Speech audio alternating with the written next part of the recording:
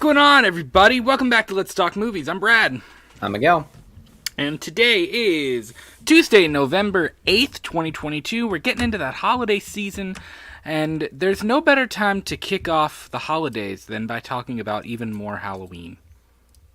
What better way than to shave a turkey than use Michael Myers' knife? I know, right? Yeah. Than to use the bloody butcher knife that's been terrorizing people for 44 years, man. I put that in the chat a minute ago. 1978 to 2022. 44 years, 13 movies, one boogeyman. It's been a ride, man. Yeah. And this franchise has meant so much to so many people. Been really looking forward to ranking it. And I gotta tell you, man, this was a very, very difficult list for me to make. Like, I struggled with it a little bit more. That I kind of put it off because I was like, this is not going to be hard. I mean, come on. It's going to be cake. You know, I was like, this really isn't going to be very hard. It was actually pretty difficult. Like, my bottom 3 or 4 were fairly simple, but everything after that, I actually sat with this for like a couple days, and I was like, I'm going to switch this one and this one. I'm going to switch this one and this one. And look, here's the deal. We kind of talked about this, like, if you ask me again tomorrow, my entire list might change. Again, bottom 2 or 3 might stay the same. I know that's an easy cop-out, but it's pretty genuine. It's true, though. It's really true, and, you know, I don't know that I've ever felt so unsure of a ranking or a list before, you know what I mean? Like, I don't know, and Miguel, I don't know about you, but I made my list based on how much I enjoy watching each film, not necessarily which ones are, like, this one is better than this one, or this one is better. Like, it's not like, I didn't rank them in terms of, like, which movies are the best. I ranked them in terms of, like, how much personal enjoyment do I get out of watching them? Like, if I go over to my shelf and I'm like, hey, I'm going to watch a Halloween movie, like, which one am I going to, like, what is the order that I would pull them out to watch them for enjoyment, you know? So that's kind of how I approached it. But it was hard, man. It was definitely difficult. Isn't that how you normally do a ranking? Like, what are we talking about here? Well, but there's different ways to rank them. I mean, you could rank it based on purity, the quality of the story and things like that. Or you could rank it just on, like I said, like what kind of like what I did, like you're just on your own personal enjoyment, not necessarily like I fully accept that some of the movies that are towards the top of my ranking may not be the best of the franchise. You know what I mean? There's a couple in here that I'm like, people might get kind of pissed off. Like, you know what I mean? After looking at it, like I'm sitting here looking at my list right now and I'm like, people might be a little bit surprised by how I went with this thing. So, So a couple of you guys are in the chat already. What's going on, David Irwin, buddy? Glad to see you here. He says, hey guys, hope you're well. We are well, my man. Hello, friend. We are, it's weird. It's Tuesday already. We had a long, well, at least I had a long weekend. I don't know about anybody else. A couple of the school districts in Kentucky closed. You guys know I'm a teacher, and they closed because of, like, COVID and flu cases are up, and it's just, like, it's nuts, man. They said Kentucky had, like, over 800 confirmed cases of the flu last week. Like, it's just wild. Those are rookie numbers. Sick. Bring me back to 2019. I mean, 20. Wrong. Let's not ever go back to that. But yeah, listen, I hope y'all are staying safe out there, you know. Wash your hands, you know, do all that stuff. Use some hand Definitely stay safe out here tonight. Go ahead and just pour pure vodka all over your body, and that'll take care of it. That's what I'm missing right now. Vodka? Or just liqueur after we get through this fucking list.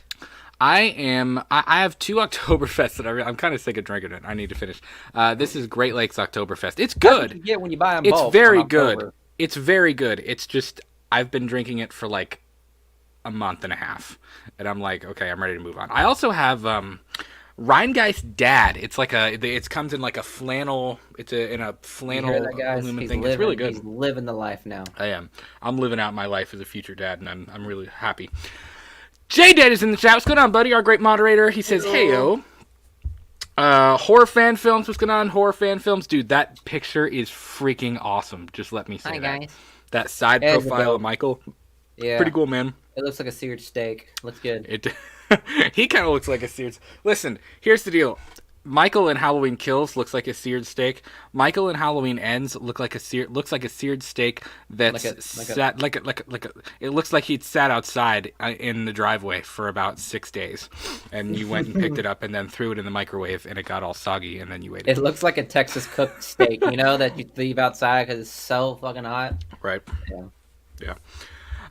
So let's do this. Let's not waste any time. Again, I ranked it based on how much personal enjoyment I get. I recognize that if I ranked it in terms of what I think is the best movie, it would be a completely different list. But we'll start from the bottom. We'll start at number 13. And listen, let's bottom, guys. We like the bottoms, gotta say. But let's go ahead and get this out of the way now. Our number 1 is Halloween Resurrection. I'm kidding. It's not. You got me off guard. I was like, damn, we're starting that already?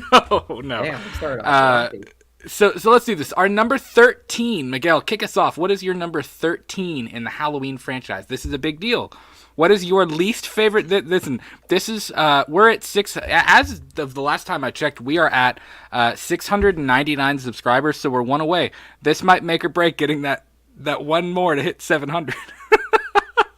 Not to put too much pressure on you. Well, I'm off to a great start, guys, because my rankings, my last is at 12. Fucking forgot 13. Fuck! What'd I do? Are you kidding me? What did you do wrong? I have my list. Guys, I had a piece of paper that had my list. And you threw it away! No, it's right there. It's right here. Oh, okay. I'll be right back. Here, I'll be right back. Wow. I'll let you go first, okay? Keep going. Can y'all believe this right now? He just ditched me. Legit, he just ditched me. This is the crap I have to deal with on a daily basis. No, I'm kidding. David, man, he said, "Oh, really? I'm a teacher too. Out on sick leave, though. Yeah, It's. I don't know. Everybody's been getting sick lately. So hopefully, that teacher life, man. We got to stick together." I saw one. Jaded said, "I rank mine by how much gastric distress each one gives me." That's a good one. If we ranked it on how much explosive diarrhea we get out of each film, that would be interesting. Yeah. Resurrection is like the original Halloween is like you maybe like it just maybe came out a little bit on accident. Resurrection is like it's like uncontrollable, like it's just leaking out of you, and you're in the ER. Calm down, Daddy. Fuck. Daddy, chill. Fucking hell, man. Jaded said, number 13, Halloween, Bust Erection. I don't like Bust Erection. I don't like that.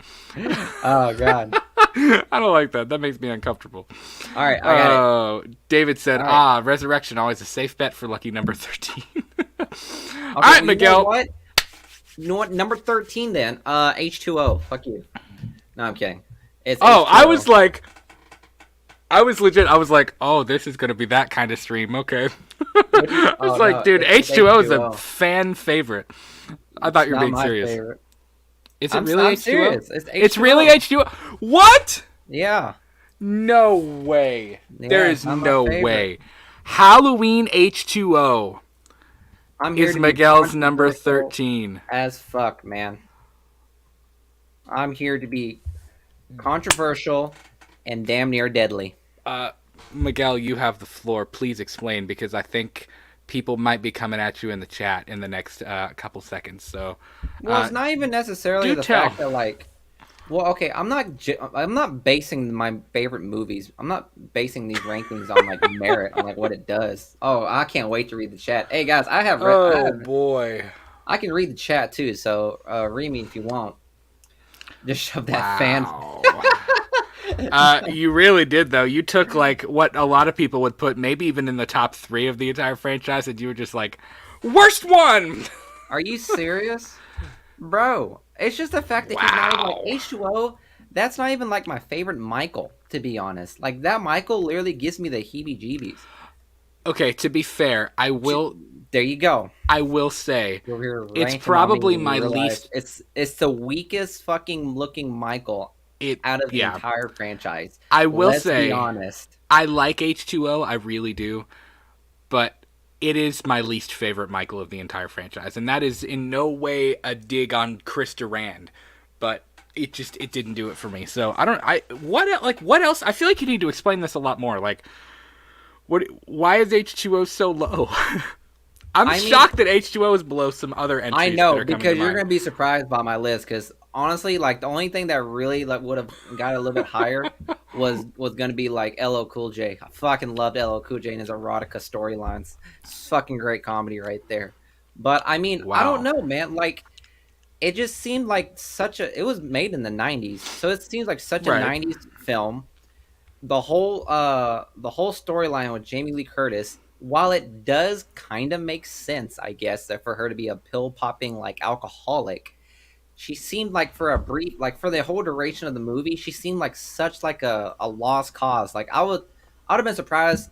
That's the Laurie that I expected to die in the whenever they're in the insane asylum. She just falls right off the fucking cliff. Like, that's her. Like, this one just seems like such a lost cause. And honestly, like, I don't know, like,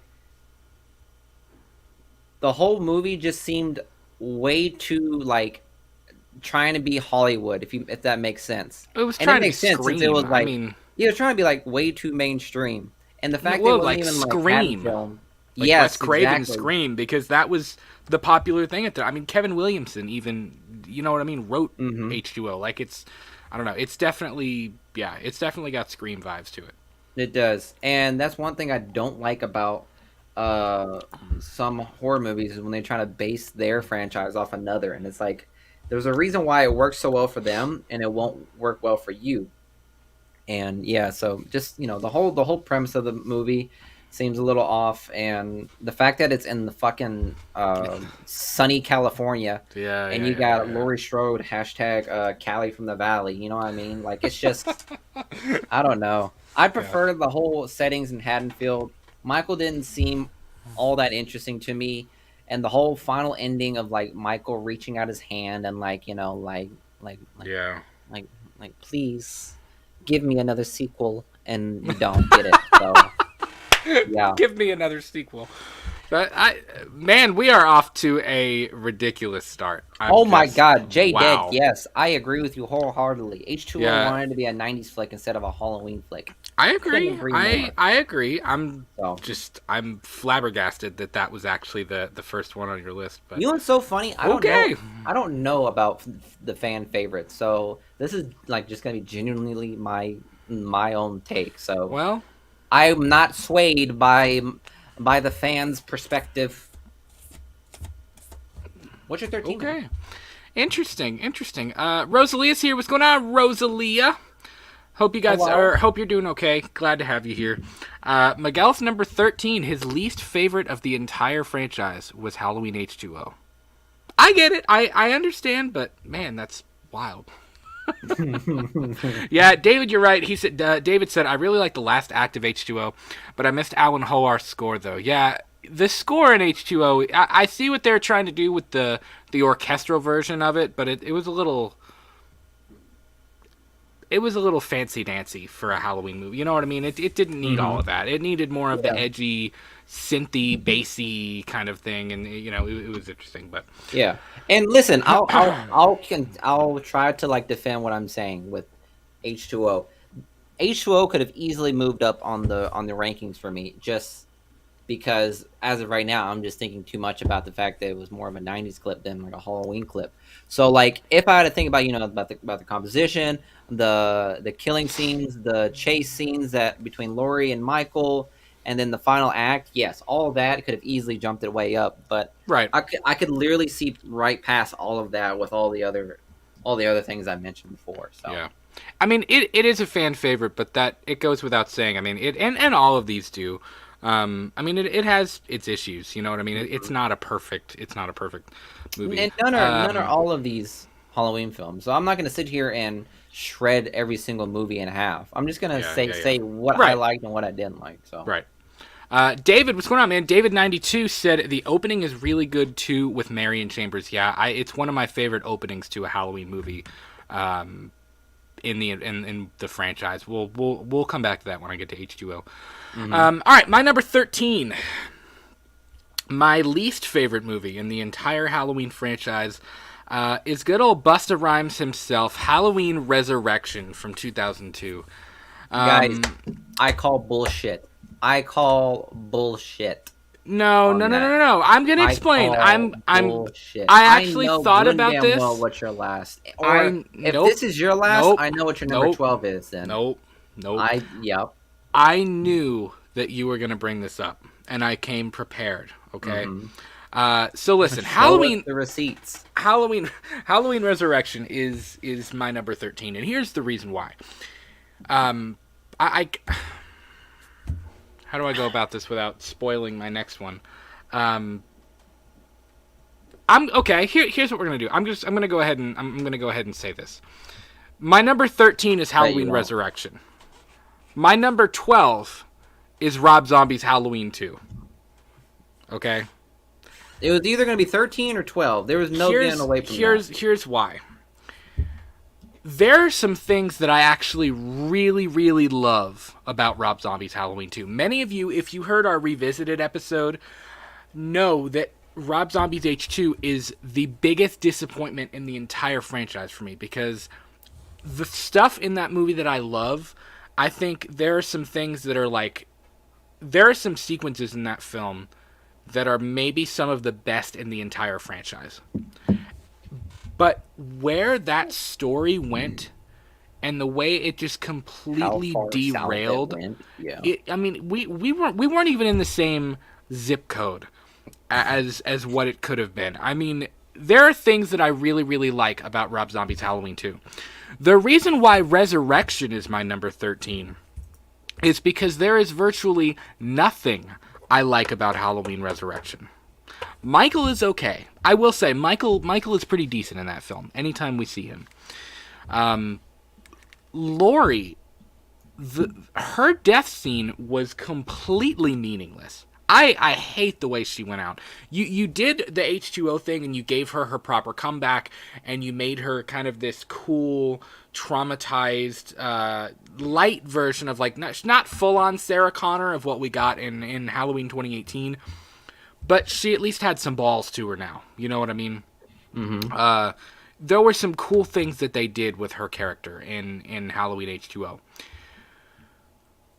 But I don't know. I don't like her being in the mental institution. I don't like her weird dialogue as Michael is hung up. She just could have cut the rope and killed him. But she had to do her whole, "Are you afraid of me? What took you so long? I'm gonna kiss you on the mouth now." Like what? Like, first of all, what was that? That is true. The dude, the crazy dude who the clown mask guy who's like, Michael Myers. I thought that was born pretty cool. 1957. That was cool. I didn't mind that. You know what I mean? And seeing Michael walk down the hallway of, I don't think it was Smith Grove, but like walk down the hallway or whatever when the Halloween music is cranking up and he's going, "And now he's back." Ba-da-da-dee-da-da. Like, that was cool. I enjoyed that. That was definitely that was very much the title of, like, Halloween Resurrection. Right. And the music was pretty decent. Michael was pretty decent, but that was about it. I don't like any of the Dangertainment stuff. Busta Rhymes bitching him out and basically just telling him off in his own living room, and then him just being like, "Okay," and like turning around and leaving. Like, if I had to guess, that was probably like a big middle finger to like the entire like Halloween like fandom, because you know how like everyone assumed Michael Myers is just some like unnatural human being that can that doesn't take any rough, even from like his Loomis, and then he gets told off by fucking Busta Rhymes and just walks away. It's like, oh, okay. Yeah, and it just, I don't know, I didn't like the whole like the Dangertainment thing where there was like, it was like, oh, they kept him chained in the basement, and I know that was for the show, but it just, I don't know, I didn't like it.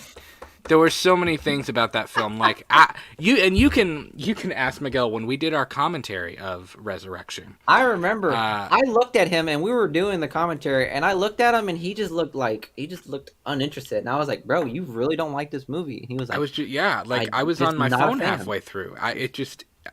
it's I felt not. like I was going through a cheap date where he wasn't giving me the attention. He was just on his phone the entire time. Even if you don't like the movie, talk to me, dog. Like, it's okay. Like, right. if you really don't like me, that's fine. Like, we don't have to go on a second date. But damn, It's just that's how it's bad the not. movie got him.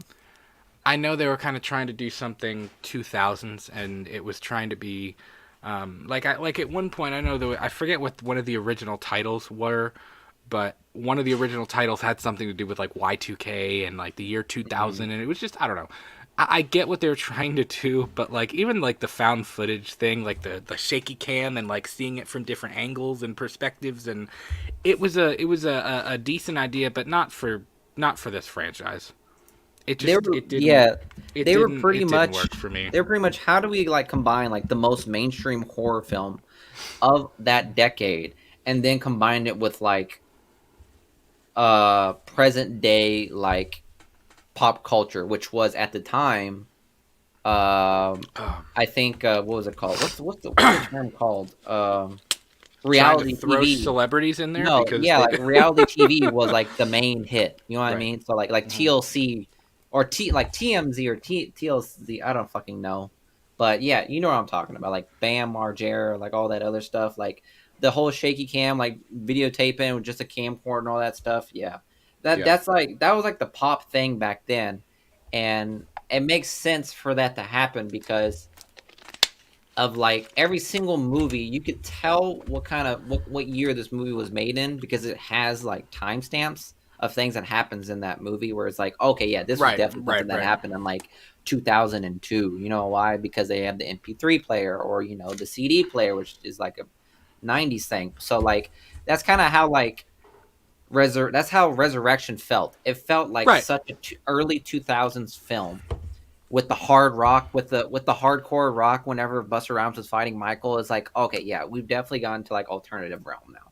Yeah. So Well, and it kind of feels like when they were working on it, it was like, the script isn't really working for me, and then they were like, what if we threw Tyra Banks and Busta Rhymes in there, and somebody was like, because Tyra Banks was film like, it. because Tyra Banks was like the top dog. Busta Rhymes was over here fucking spitting bars. Like obviously they want him to be in it. Yeah. And how long has it been since between H2O and Resurrection? Sorry, I'm turning my fan on. I'm getting a little warm sitting here. Yeah, trust me. Miguel Like number starting off 5, his he's gonna list get with soggy, yeah. H2O kind of warmed it up in the room. I didn't think we'd be going that hard all of a sudden, but Oh yeah. but yeah, Resurrection it doesn't work for me as a movie. Mm-hmm. I've never been a fan of it. And it's funny because I rewatched it a couple years ago for the first time in a while. Because if I do a watch You through, watch it again after me? I'll skip. No. It was Oh. before you. This was Oh. before. This was probably before we Before even had the show. before It's he probably met about you. 3 years ago or so. Before he met me, so he's with one of his other hosts. Um, Yeah, it's okay. But yeah, I just it's never worked for me. So, but that I guess. Do you mind if I do my number 12 then? I mean, you might as well talk about it, and I might as well talk about my number 12 too, because I mean, guys, 12 is gonna be Resurrection too for me. So Wow. yeah, Let it be known, folks. Miguel put H2O below Resurrection. Let's just throw that out there and let you chew that up a little bit. So I gotta chew that up too. you talk about Resurrection. Well, there isn't much left to talk about with Resurrection because we kind of already like explained. That's fair. Everything. What? I'll say this: Let me ask you this. Liked about it. What? Why is H2O below Resurrection? What does Resurrection have that H2O doesn't for you? I'm just curious. I don't care. I'm just like asking. I'm curious. I like Busta Rhymes more than I like LL Cool J. I'll say it right there. Well, guys, this has been a really fun 2 years, but I think I'm gonna have to call it quits. And no, I'm kidding. No. But I'll say this: the whole idea of it being in the house and strictly in the house is what I liked the most about it. It's like it's not Michael. Like, I could see that. I get that. Running all the way through California through a fucking campus, I guess. And granted, the kills on H2O were pretty fucking rough. Like, oh girl that was in the elevator shaft. That was rip her. that was pretty bad. That was pretty rough. That was But rough. yeah, I just like the idea of like all the kills happening in one house, in a small house at that, which makes Michael even more kind of scary because it's like you don't even know like where he is in this like house. Like that's probably like a, I don't know, a 3 or 4 bedroom, so it's not that big. Right. And then when you get into the cellar, or it's like the deep caverns or whatever the fuck it is, like, you know, like where the sewer system into like, yeah, where you see the basilisk or whatever, where you unlock the chamber of fucking secrets. Like Michael is guarding the chamber of fucking secrets down there, guys. So I just thought that little area was pretty cool and unique. So there's a really really cool shot of Michael when the Dangertainment chick is like, she hits the bed when she finds like his bed and the half-eaten rats that are like twitching and like there, and she's at the back at the bars, and she turns around and he's coming through the moonlight towards her. That's a pretty cool shot. It is. That's one of the better shots of Michael in the entire franchise. So for me, Rob Zombie's... I think Michael in Blue Light though is just, it's way iconic, more menacing and iconic for him. So right, when you get that shot, you win some points for me. Yeah. Okay. Here's why H2 is above Resurrection. All right, I'm gonna time you on this. Again, there are things. I know. We're gonna do a whole video about H2 and like what I would have done, because I have a lot of thoughts and I've thought about this for a very long time. When I saw the trailer for Halloween 2, again, I got into Halloween as the franchise with Rob Zombies 1 and 2, which I know is blasphemous to a lot of people, but I was really looking forward to it. Trailer looked awesome. Got to the theater, watched it, and I left kind of like, who am I? What year is it? Like I just came out of Jumanji or something. It was very weird. Here's the thing: the hospital sequence. If you could have continued Rob Zombie's Halloween 2 from the hospital sequence, Brackett, who was an incredible the best Brackett of the franchise. Brackett finding Scout Taylor Compton wandering through the streets, bloody and broken up, holding the gun in shock, and him being like, "Baby, you're okay, like it's okay," and she just saying, "I killed him," and breaking down, and then them taking her into the hospital, and the hospital rampage, and Michael being so brutal and scary. If you would have continued H2 from where Michael swings the axe up to like swing it down on Laurie in Buddy's shack, and Brackett would have shot Michael from behind, and there's a confrontation between him and Brackett, and somehow Buddy dies but Brackett and Laurie escape, and then you do the Halloween Kills thing for the rest of Rob Zombie's H2, not necessarily with the mob and Evil Dies Tonight, but Laurie and Brackett just trying to escape. You could even throw Loomis in there. You could have said, Loomis isn't that injured. He got up and he was like, what's happening? He saw the carnage in the hospital. I mean, like, that could have been one of the greatest sequels of the entire franchise. It could have been, like, top 5 territory. But instead, we decided to do the unicorn, white horse, Sherry Moon zombie is talking to Michael and leading him around, and you see his face more than you see him in the mask, and the whole psychic connection thing when they're eating the pizza and Michael's eating the dog and Laurie like, and she goes and she throws up because she's tasting whatever he's eating, and it's just like, it's such a mess. In other words, Brad doesn't like the psychic connection that they keep trying to perpetually shove down our throats. I didn't mind it, I guess, for Halloween 4 and 5. Like, that's whatever. Like, okay. But it didn't make any sense for this. Like you've told a pretty grounded story up to this point, and then suddenly it's, we're supernatural now. Like, it didn't make sense. From the moment that Michael escaped the cow, that guy, when he escaped the corner van and he sees her, like he sees his mom down the road, like Jason looking at Pamela, it's just kind of like, what the hell? Like, what the hell? What are we doing right now? Like, what is this? But that's pretty much, again, one franchise trying to do something from another franchise and think that it's going to work. I because don't the whole know. Jason and Pamela thing is very similar to the Michael Myers and fucking Rob Zombie's wife. So. J-Dad said Rob Zombie's Halloween 2 is the reason I'm on Valium. By the way, I know you guys are moving in the chat. Thank you so much for hanging out. If you haven't already, please be sure to leave this episode a like. This is already, I can tell this is going to be a fun time. Gonna be a hoot. So yeah, listen, there are things that I love about Rob Zombie's Halloween 2. That's why it's above Resurrection. Mm-hmm. But it's just, it had so much potential, and it just completely, I mean, it like diarrhea the bed. Like, it just, I don't know. So much potential, and it didn't live up to it for me.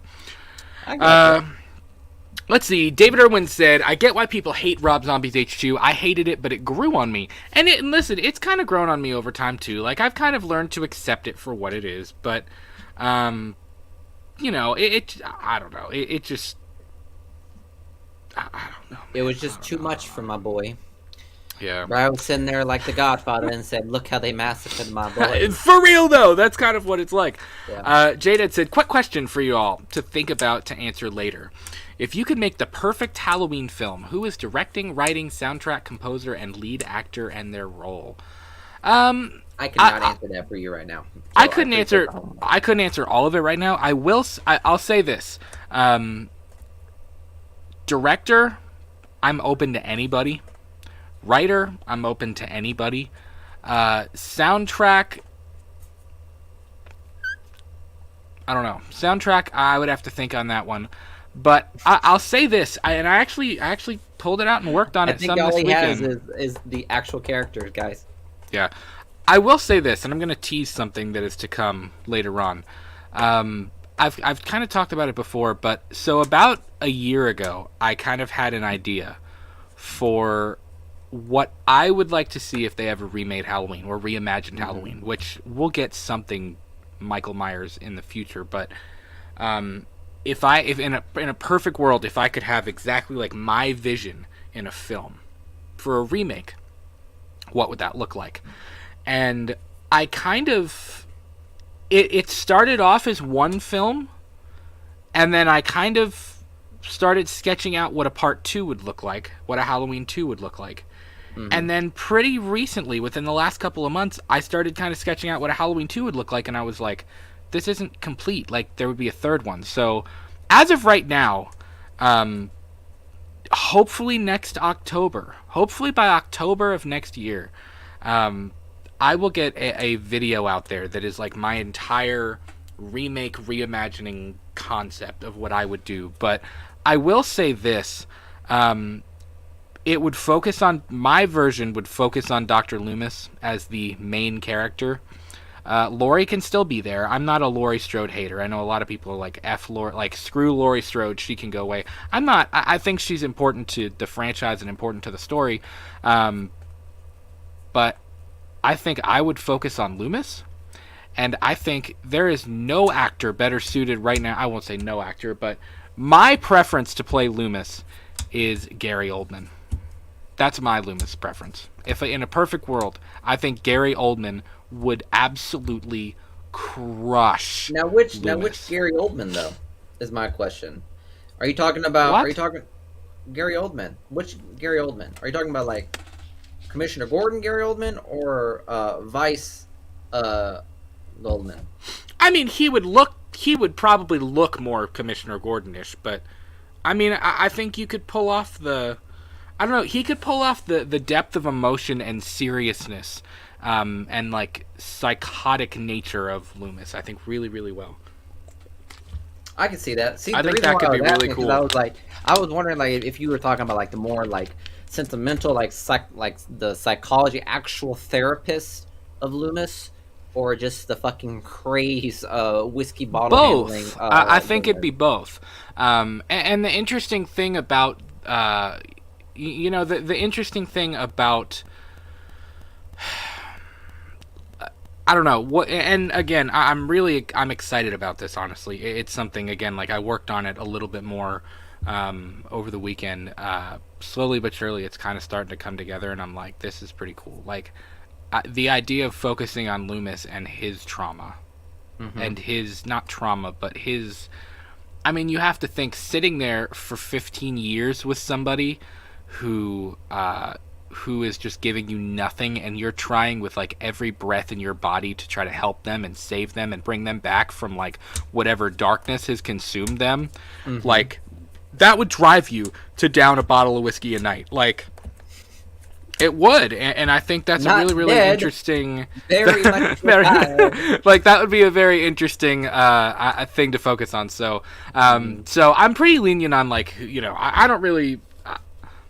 I'm not picky about directors or writers, but I am picky about Loomis. I think Loomis would be an incredible. I think Loomis would be Loomis would be an incredible Loomis. I think Gary Oldman would be an incredible Loomis. Yeah. David said Rosalie is a very big Gary Oldman fan. Yeah, Rosalie, you like Gary Oldman? Dude, one of my favorite actors. 100%. Gary Oldman's definitely like a Love it. top tier actor. I'll agree. Yeah. J-Dad said, mine, director Tarantino, writing Tarantino, Carpenter, soundtrack Trent Reznor. Ooh, that's a good one. Actor Danielle Harris, FBI Special Agent Jamie Lloyd. Ooh, that's interesting. James McAvoy. Donald Loomis, Loomis's son. That's interesting. Whoa, what? Tarantino, I don't know, man. Tarantino almost did H6, and it would have been whack. I mean, insane. It was like Michael and Loomis like traveling together or something. Like, it was wild what he would have done with H6. So I'm a little like, I don't know. I don't know about Tarantino doing this, but so let's keep this going. Miguel, you're number 11. All number right, 11. Ladies and gentlemen, number 11. Oh, well, we can just breeze through this one then. It's Rob Zombie 2.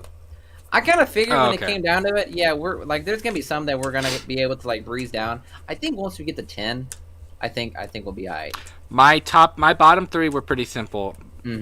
After that, I was kind of like, it could go any way. Like, I don't know. I was like this. I was like, I sat there and stared at my computer screen for like 10 minutes, and I was like, I don't know what to do. Like, this is really difficult. So, any final thoughts on Rob Zombie's Halloween 2? I'll say this: there's a lot of redeeming qualities about Rob Zombie 2, but I will agree with him that the whole white horse lady really does puts a damper on things, doesn't it? Puts a damper on things. I'll be honest. Yes, it does. It does. Okay. The second I started hearing My Chemical Romance in that fucking movie, I was like, I'm done. I love the band, don't love it in the movie. So, with that being said, it was just way too much of a trippy, bad high. I'd say, like, it's almost as if J-Day took too much Valium and he went on a bad trip. Is pretty much what Rob Zombie 2 is. But I will say it is fun. That's why it's not in my very bottom. Is compared to, like, you know, as Resurrection. Like, it's, I can go watch Rob Zombie 2 and enjoy the ride for what it is, and understand that it's not a Michael Myers Halloween movie. It's just a Rob Zombie movie, without a doubt. 10 out of 10.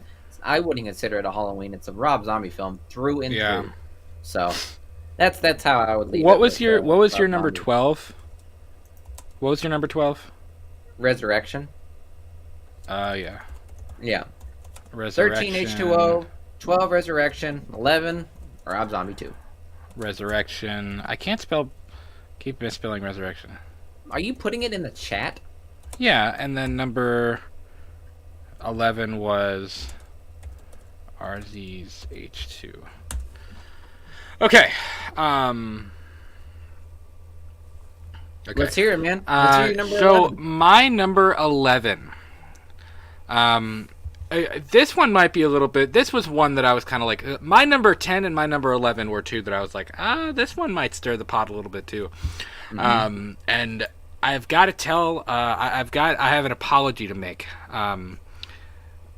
Mike and Jay, our good friends from We Watched a Movie, are going to hate me, and they're never going to want to hang out with us ever again after I say this, because my number 11 is Halloween 6, The Curse of Michael Myers. Blasphemy! From 1995. Listen, it was a tough one because there are good things about Halloween 6. Michael is very good in Halloween 6. He's a little chunky. He's been eating a little too much angel food cake, but it's okay. You have Donald Pleasance's final performance as Dr. Loomis. Of course, he died before the film even came out, which is why you just hear the screaming at the end. So he died before the film came out. And Loomis is great, you get the not dead, very much retired with his like collection of whiskey behind him on the wall. You tell me you wouldn't want to be 70 years old with a whole wall of fucking whiskey. Hell yeah, brother. Yeah. There are good things about Halloween 6, but I don't like that it was not Danielle Harris playing Jamie Lloyd. I think they did her really, really dirty. There's a whole story behind that I don't know the details, and I'm not gonna get into that here. Yeah, but I mean, she's talked about it on her podcast with Scout Compton's Talk Scary to Me. She's talked about it in interviews. I mean, they did Danielle Harris pretty dirty, the Weinsteins and whoever else, but. H6 has some good atmosphere. It has some good things. There's the fun stuff about the whole the producer's cut versus the theatrical cut, and Paul Rudd's kind of weird and out there and crazy, and it's cool that Paul Rudd's first movie was a Halloween movie. Like, that's kind of cool to say. Yeah. It was interesting. Like, it was interesting, the whole Cult of Thorn thing. Was this the radio show as well? Was this radio show? Like, there was a guy that had the radio show that wanted to go do the interview, like, at the Halloween house. Yes, yeah. Okay. Yeah. She wears crotchless panties and barks like a dog. Yeah, that was this one. But yeah, I don't know. There are some good things in it. It's honestly, it's pretty scary at some parts. There's some pretty tense stuff. You also have the like the rock and roll score. Like it's real rock and roll. It's real grunge. It's kind of like it's kind of getting into like it's probably the second most emo version of Halloween compared to Rob Zombie's H2. You know what I mean? Agreed. But yeah, I like it. And again, this is the point where it's like, okay, any of these could flip at any point, it's not, it was tough past this point because it's like, I don't know. I like H6, but it's not necessarily again, out of films that I enjoy, it's not one that I particularly just love watching all the time. Every once in a while, I'm like, yeah, I'm gonna watch H6. It's a fun film to watch. Okay, once in a while. There are some of them that I could watch all the time. I could watch 2018 anytime. I could watch Halloween 2 anytime. I could watch the original anytime. I could pretty much watch H2O anytime. But H6 is one that I'm like, I'm gonna pull this out every once in a while. You know what I mean? What is one redeeming scene? Or H6, What is one redeeming scene that could have knocked it up on the list but just didn't? What do you mean? Like something that could have been better? No, like what scene in that movie that you liked so much that it could have gone up in the ranks? There's a couple of cool scenes. I mean, the whole the doctor massacre scene where Michael all the Cult of Thorn doctors are doing their thing in Smith's Grove, and Michael looks at the table and he picks the machete and walks in there, and it's the strobe lights, and he's just going to town on everybody. That's a cool scene. That was very Blade introduction-ish. It was. Yeah. The sheet scene where he's got the axe. The mom drops her glasses and she moves the sheet, and he's standing there with the axe and then swings it. That was a cool scene. I mean, it's got its cool moments. It's just, again, every once in a while. I like Halloween 6. Every now and then. It's cool. It's just not one that I could sit and watch all the time, And Mike and Jay love this one. That's why I said, I'm sorry, but they had said, they rented this movie more than any movie ever, and they watched it all the time. It's not a movie that I could watch all the time. I don't like it that much. But I do still love it. And again, like I said, we're at the point in the ranking where it's like, I love them all. You know what I mean? It's not a, whatever. Yeah, be it. So that's my number 11. So, did you say your number 11, Miguel? Did I say my number 11? I did. So this would be my number 10. Okay. Okay. My number 10 is going to be The Revenge of Michael Myers. Good old Nick Cage. Yes. I Yes. get it. That one. I get it. Yeah. Halloween 5. And as we've been saying, like, as in regards to a movie that I would want to like pick up and watch again, it's not really on top of there because honestly, you really make Loomis out to be like a fucking asshole throughout the beginning of the movie, like really not a nice person to Jamie. But yeah, it's not necessarily my favorite. You kill off who was it that they killed off first? Good night, David. Take it easy, buddy. We'll see you later. Good night, man. It wasn't Tina. Was it was it Wendy that died? Rachel? Rachel, that's who I'm thinking of. Yeah, Rachel. Yeah. Like, Tina! Tina did die too, but Tina did die, but later on in the movie. But yeah, when Rachel died, it just threw me off right there. They did Rachel dirty. Yeah, they did her so fucking dirty in that film. And because in H4, you kind of didn't like Rachel. Rachel was a little bit of a bitch. Yeah, but in H5, it was like, okay, she's redeemed herself. She's doing all right. She's a good sister. And then it was like, and scissors to your temple, and it's just like, exactly. Okay, like, it's like, all right. It's like The Walking Dead. Like the second you get a moral compass, I know, right? Your time starts. Your clock starts, dog, because it's counting down. So I could say that. And then I hate it. I love but hate the moment when he like jumps into the fucking crater and then rolls out of the fucking sewer with a whole new mask. Doesn't it look awkward? As if he just like lowered in his level set. Like he just took so much damage that his main tier armor just downgraded to his beginner level. Like that's what it looked like. It looks like his health bar is flashing because it's so low. Yeah, like he went back to level 1 Michael Myers in Halloween 5. Yeah. And then he has to build himself back up. So yeah, it's not necessarily my favorite. Yeah, I don't know. But there are some redeeming qualities, which I'll say this: the interaction, the last like heart-to-heart interaction between Loomis and Michael was pretty cool. Right, I enjoyed that very much. And then the whole point of like he was like, "Oh wait, but I'm Michael Myers. Fuck you," and just like continues on fucking shit up. So yeah. I love those moments. And I love it when Tommy and I forget what her name is, Kara Strode and the baby and the kid, what's his name? Tommy? No, not Tom. Billy. The kid? Is it Billy? What's his name in Halloween 6? Is it Billy? Halloween 6 cast. What is the kid's name? Let's see. Is it Devin? No, it's not. Where is the kid? Danny, that's his name, Danny. Okay. When the four of them escape, and they're like, Tommy's like, "You're not coming with us," and Loomis says, "I have some business to attend to," and it's just like it's like. He's gonna go confront Michael, and he's probably gonna die. It's just like when you know that, and it's like he almost, you can almost see on the look, like just based on the look of his face, you're like, he knows he's probably about to walk in there and die. But like, tell me that's not the most Loomis thing. Like Loomis just that's what Brad calls Loomis. Yeah, right. Tell me anything less. You cannot convince me otherwise. But that like, came out of your mouth so easily that it's hard to deny that you call him Loomis. But like, you're not around me. I don't know. It's the most Loomis thing ever, knowing that like Loomis definitely.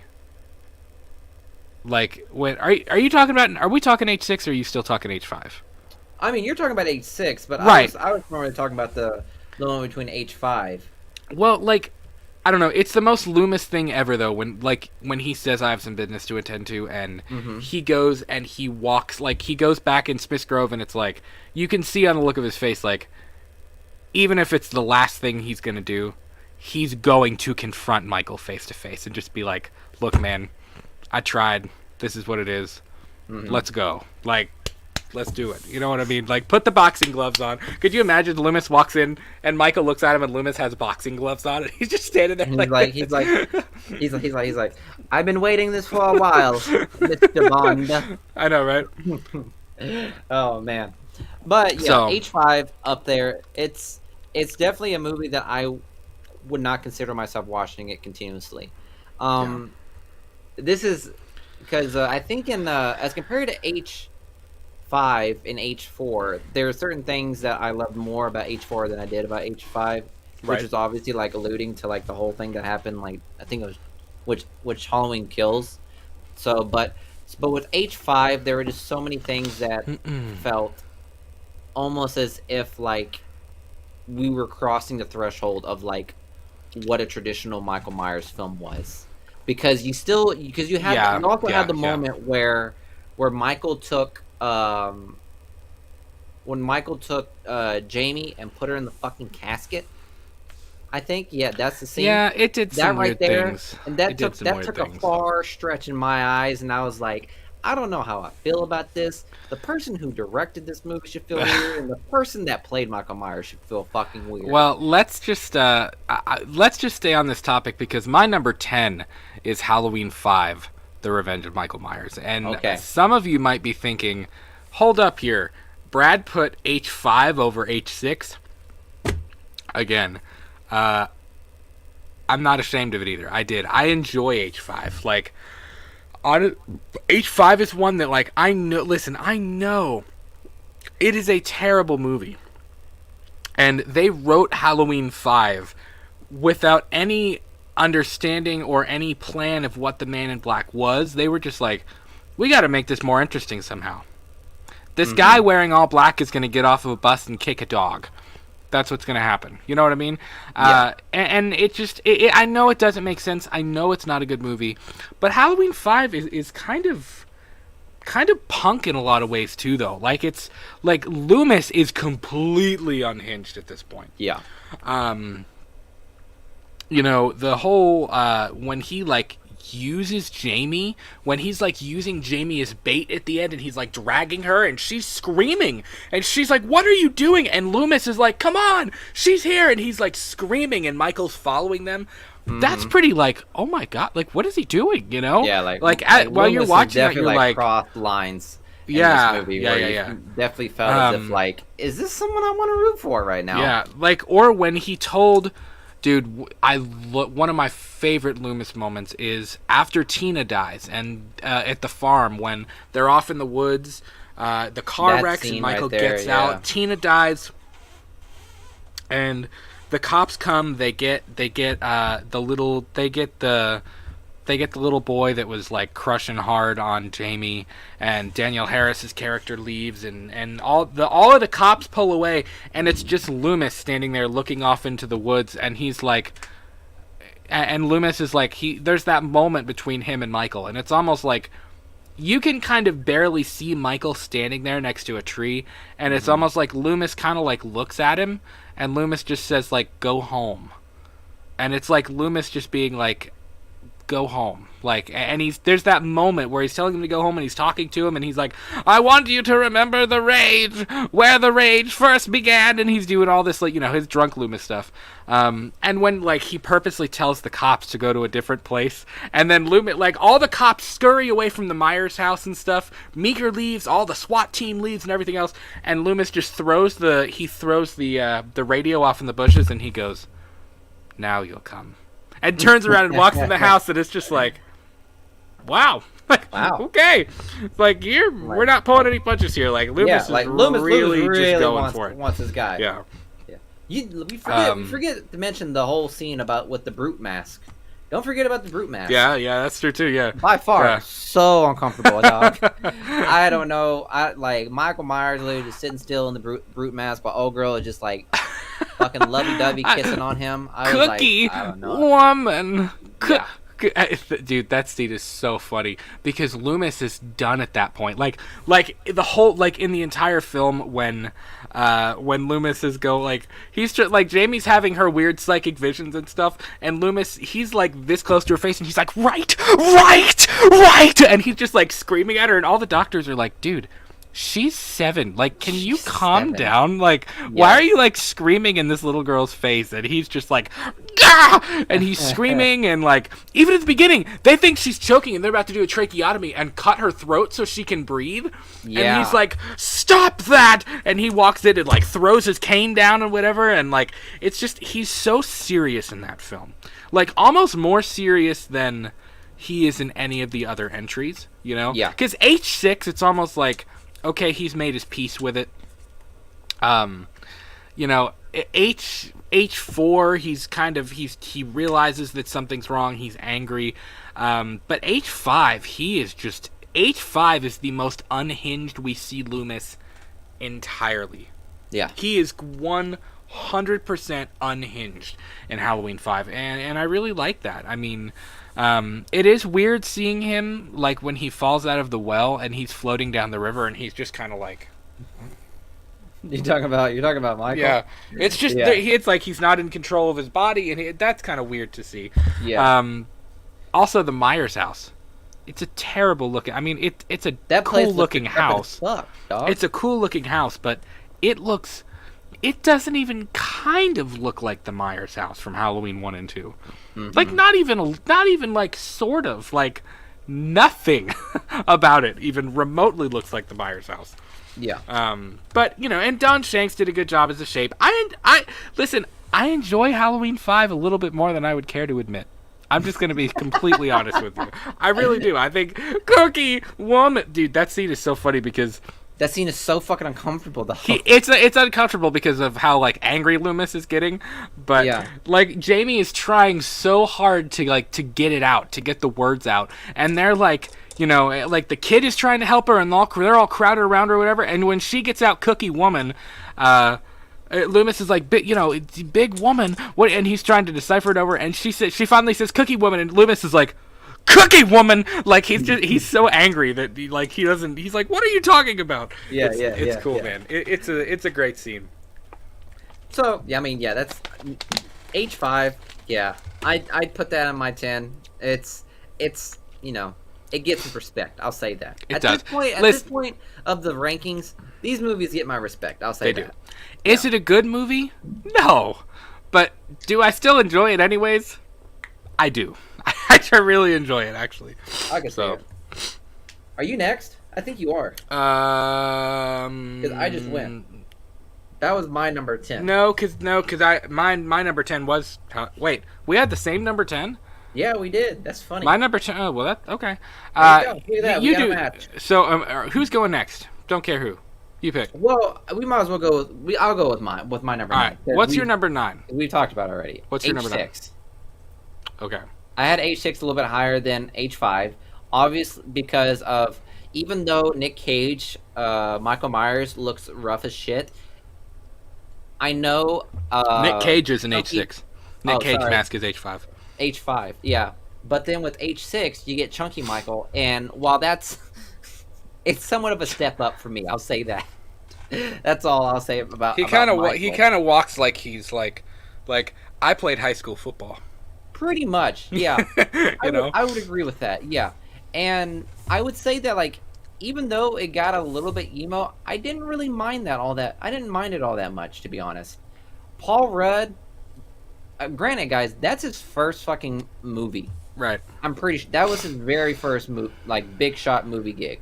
And honestly, I take Paul Rudd's Tommy Doyle than Anthony Michael Hall's Tommy Doyle. I would take it. I would. And that's a tough one. It's a tough I don't know one. I don't know that I disagree, but I don't know that I agree either. Like I don't know. At least this Paul Rudd that's a hard one. At least this Paul Rudd used what he experienced and actually made like a decent, somewhat helpful hobby instead of just swinging somebody else's bat and naming it and kissing it. But why was he so creeper weird, though? Like, when Kara's in her bra and underwear and she's listening to the Michael Myers thing on the radio and Tommy calls in and he's like, I was there that night, blah, blah, blah, blah, blah, blah, blah. And then Kara looks out the window and he's got his telescope and he's looking at her changing and he's, like, he doesn't even, try to hide the fact that he's, watching her undress. He's just like... Trauma. That's all I can say. It's weird. I don't know.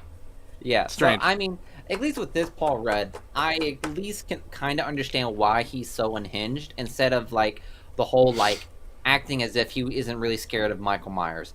This Paul Rudd's Tommy Doyle is definitely scared of Michael Myers, but he's yet still so fascinated by him. So I can honestly respect that. It's like using your trauma and researching it, and you become fascinated by your own trauma. So I can respect it. Right. But then when we get to the whole Cult of Thorns thing and the whole portrayal of old Granny, I was like, Granny, no. Yeah. I was like, I felt a sense of betrayal right there. I'm not gonna lie. You know what's awesome? Like, and then, old girl pulls a Texas Chainsaw Massacre and said, you know what? Fuck it. Outdoor. I'm out the window. The first time I watched that with my dad, I was like, I was like, she'd have broken a leg, or it was like, bro, she jumped out of a 2-story window and just like face planted, and then she was fine. Like there was no issue. So you know what the funniest part about that is though? It's like the Granny reveal is crazy. Dr. Wynn as the Man in Black is crazy, but the funniest part of that whole thing is it just cuts. And Loomis and Tommy wake up on the front lawn, and there's no explanation of what happened. But Loomis is like, "We've been drugged. We've been drugged," and it's just like, what? Like they took the time to drug you before, and just they left you on the front lawn. Like I feel like they would have killed them so they wouldn't be a problem. That was literally. I feel like that scene right there was like a reshoot, what? But they were so limited on like film. They just said, Loomis, like, say something to explain this. But it's so quick. It's just in passing. He's like, we were drugged. Cut to Smith Grove, and it's like, oh, okay. I guess we're just gonna glaze over that, but whatever. Yeah. So cool, man. So my number 9 is Halloween 3: Season of the Witch, 1982. Might seem a little low. I love Halloween 3. It's actually grown on me quite a bit over the years. We just did our Purely and Simply Evil episode on that about a month ago. And it's a fun watch, man. Gory Tiger, what's going on, man? Hello. We're on number 9 right now. My number 9 is Halloween 3. Miguel's number 9 was Halloween 6. But yeah, Halloween 3 has really grown on me. I like the weird mystery thing with it. It's kind of cool, like seeing Santa Mira and like the robots and kind of like uncovering this weird story as we go. It's kind of fun, and I know it wasn't at the time, but it's kind of fun now, knowing that it's just its own thing off in left field. It's not really connected to the... it's not connected to the rest of the franchise in any way, other than when you see when Chalice is sitting there drinking at the bar and you see the immortal Halloween on the TV, and it's like the TV spot. Like, that's pretty cool. But there's a lot of good things about Halloween 3. There's a lot of bad things about Halloween 3 that are really strange. The Stonehenge thing is like, what the how much crack did you smoke before you did this? You know what I mean? Mm-hmm. But I really, really like Halloween 3. I like the way that you get the whole weird, like, just nihilistic ending, and there's a lot of really cool themes that were in that film.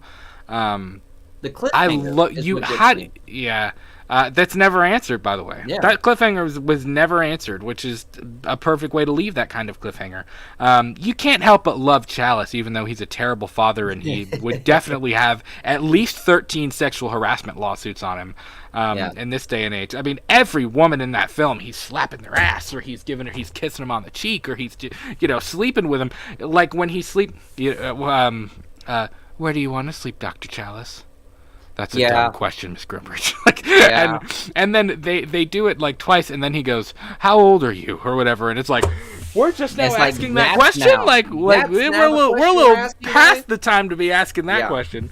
But you can't help but love Chalice. You know, it's cool seeing Nancy Loomis, her little cameo in there.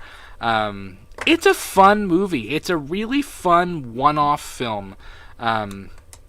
That's just kind of weird and wild and crazy, and it's got a fantastic score, by the way. John Carpenter and Alan Howarth absolutely I mean, it's one of the best scores of the entire Halloween franchise. I mean, I said this before. I think I said it in that episode.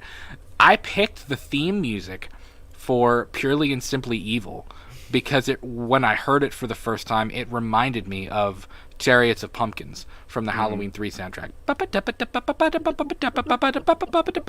And it's just like that repeating thing, and it's weird and synthy, and I don't know. It's so cool. It's a very, very strange, weird movie, but it's really grown on me over time. I really enjoy it. Jaded said, "You don't come up with Season of the Witch without tons of coke, booze, and weed." Yep, listen. That sounds like 1982. That really does. There's plenty of coke back then in 1980, so you're good. Listen, if you could sum up 1982 in 3 words, you would be like, Coke, whiskey, and weed. Like, you know? Oh my god. And hairspray. Yeah, right. Yeah. So, Miguel, did you say your number 9? I did. It was H6. Oh, okay. Yeah. So for anybody just now joining, because I know a couple new people have joined, welcome. Be sure to leave it a like. So my number 13 was Halloween Resurrection. My number 12 was Rob Zombie's Halloween 2. My number 11 was Halloween 6, The Curse of Michael Myers. My number 10 was Halloween 5, The Revenge of Michael Myers. And my number 9 was Halloween 3, Season of the Witch. Miguel, what were yours through number 9? Well, my number 13 was H2O. Number 12 was Resurrection. 11 was Rob Zombie 2. 10, H5, 9, H6, and are we doing our 8 yet? We're about to do our 8. Go ahead, say your 8. And now my number 8 is the ever-loving Halloween 4. Ah. Yes. Interesting. Okay. Do tell. Do tell? I sure will. One thing that really threw me fucking off was the fact that, like, the front, because I have it. I have the cover of Halloween 4, The Return of Michael Myers. Brad gave it to me. Great fucking gift. And it shows us 10 years ago, he faced the face of Halloween. Tonight, he's back. And you have the original William Shatner Halloween mask. Yeah. And then we get the clip art fucking white mask. I can't explain it furthermore. Bro, the mask looks like clip art from Microsoft Paint in like 2003. 100% is. 100% is. And I can say this for certain, though, Halloween 4, The Revenge of Michael Myers is definitely one of those movies where it's like the blue ambiance of Michael Myers is in full swing in this one, I would say. And I can say that with this movie, there's so many like hints to like, you can tell that a lot of movies like the Blumhouse Trilogy got some of inspiration from Halloween, The Return of Michael Myers. Whereas you got the whole bunch of hillbilly hobos that are like, we're gonna kill Michael ourselves. Hillbilly hobos. And then kills good old Billy Bob in a fucking bush, and it's like, damn son, like it's pretty written straightforward how kills was gonna go. But I do love Meeker. Meeker is my favorite fucking character in that fucking movie. I love him to death. You did really like Meeker. I liked Meeker when we did a lot our commentary. because he was very well mannered. When Loomis came in and was like, some shit's about to happen, Meeker was like, you sound familiar. I'm gonna believe you. I'm not gonna. I'd like to be reelected next year. So let's I don't like you, but I believe you. Exactly. And even though that they tried to be prepared, it all came down crashing down because obviously Michael was able to break into the house and literally kill fucking everybody in existence. And the whole chase scene throughout the roof, and then the whole fight scene between I think it was Kara's boyfriend, if I'm not mistaken. Is it Brady? Brady, yeah. Yeah, Brady. Brady that ends up, having that one-on-one with Michael. Tough in the fucking stairwell. Yeah, tough. When Michael grabs his face and all you hear is like, and it's just like his bones cracking, and it's like, oh, nasty, man. Yeah, and you also have, full swing of between Michael Myers and Loomis. We have the clip art. Brad, if you want to pull it up, you're more than welcome to. But my favorite scenes ever of Loomis, and I love the fact, the moment where Loomis comes back and it shows Michael waking up, you could tell my utter disappointment in the movie at that time, because I was like, you mean to tell me that these two motherfuckers were literally scorched earth in a hospital and somehow come out okay? Loomis came out as a Bond villain. and Michael came out as fucking knockoff Jason and with the fucking bag. Like, listen, I'm gonna blow your mind. You may know this already, but I don't know if you do. You realize it's the same actor that plays Michael in Halloween 4 and Halloween 6? Are you serious? George P. Wilbur. He must have packed on some fucking weight, dog. He added a few pounds between 1988 and 1995. He added a couple pounds. Yeah, that's okay. Happens. I can believe that. It happens. It happens to the best of us. Michael was eating a lot of dogs. Okay, he had a lot of dog in his diet, and so be it. Jaded said Halloween 4 mask looks like it should come in a box with paintbrushes and watercolors as an art project for 10-year-olds. Fuck, I could believe that. I would believe that. And okay, I'll say this lastly for Halloween 4: Return of Michael Myers. You have the best version of evil does not die. It only changes shape, or whatever the fuck that quote is. Oh yeah, man. You have that amazing scene, which was very much a cliffhanger of Jamie all of a sudden becoming Michael, or becoming the killer that Michael always was, and then Loomis just sitting there like absolutely just scream like that's the most like. I can't see Loomis any more defeated in my life. Oh, and I'm talking about age 6 too, like when he's very much retired. Like that I've never seen Loomis so much more defeated in his life when he realized that he couldn't save Michael or change Michael. And not only could he not change Michael, his sister, who was supposed to be, niece, or his niece, that was supposed to be the complete opposite, ends up being the exact evil that Loomis tried to stop. Yeah. And like, how can you stop that evil? Because it's a kid. Like, Loomis is going to be stuck in that that moment, Loomis thought he was going to be perpetually stuck in that circle of evil for all of his life. I love the way that like the scream happens and Loomis turns and Loomis goes to run up the stairs, and as soon as he sees Jamie all bloody standing at the top of the stairs with the scissors, he almost like collapses into the wall. And he starts crying, and that's when he's screaming no. And it's funny. I always thought it was funny because it's like Loomis points to get, dude, if Meeker wouldn't have grabbed Loomis's arm, bro, Loomis would have been on site. Loomis would have emptied. He would have emptied that revolver into like an 8-year-old. Like I believe it. He literally would have done it.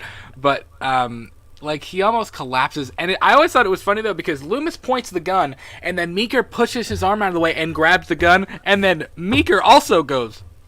Like, you know what I mean? It's like, like, you're going to stop Loomis from doing it, but you're going to do it? I love Meeker. Meeker was like, Loomis, stop. That's crazy. And he looks up. He's like, oh, but you're so right.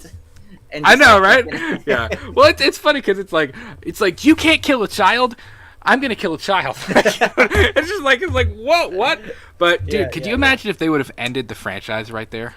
Bro, I would have lost. I mean, a lot of people would have probably would have enjoyed it. But like, a lot of fans would have enjoyed it. Like, don't not continue with Jamie as the killer.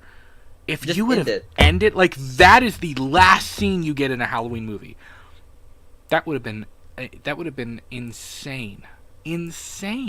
Yeah, crazy. Crazy. Yeah, man. pretty true. This is crazy. This is crazy. I'll say this though. One thing that I loved the most about the Return of Michael Myers was just seeing, like, Loomis was like pitch Loomis for me in 4, I would say, because Loomis is like he survived like a massive like scorched earth like inferno of being blown up with Michael, and next thing you know, like, he's again having to chase down Michael. And you could see the glimmer of hope that he had for a brief second, knowing that in that movie you saw human Loomis right there, like, where he's not like chasing after Michael, and he's like, wow, maybe I should give this up. But then he continues moving forward, and his decision to keep moving forward just was the start of the perpetual circle of evil that he knew he was going to be going through forever until his death in Halloween 6. So yeah, dude, we also we forgot to mention 2 things about how, which I mean we'll come back to Halloween 4. I'm gonna say my number. What number are we on? I'm gonna say my number 8 because we're gonna come back to Halloween 4 in just a few minutes. My What's your number 8? Don't change that list, bitch. Don't change that list. My number 6, my number 7, and my number 8 are really tough. I know. Like, I really you can't change it. You gotta stick with it. Time. I'm sticking with mine. You gotta stick with it.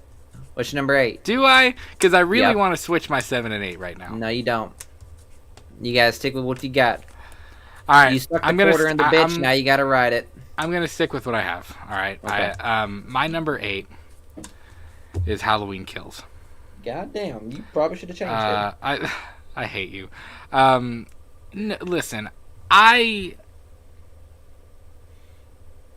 went into Halloween Kills thinking that Halloween Kills was going to be my favorite movie of the franchise. I really did. I thought Halloween Kills was going to be the Braveheart or the 300 or the Avengers Endgame Avengers Infinity War of horror movies. And I think it had every intention of being that.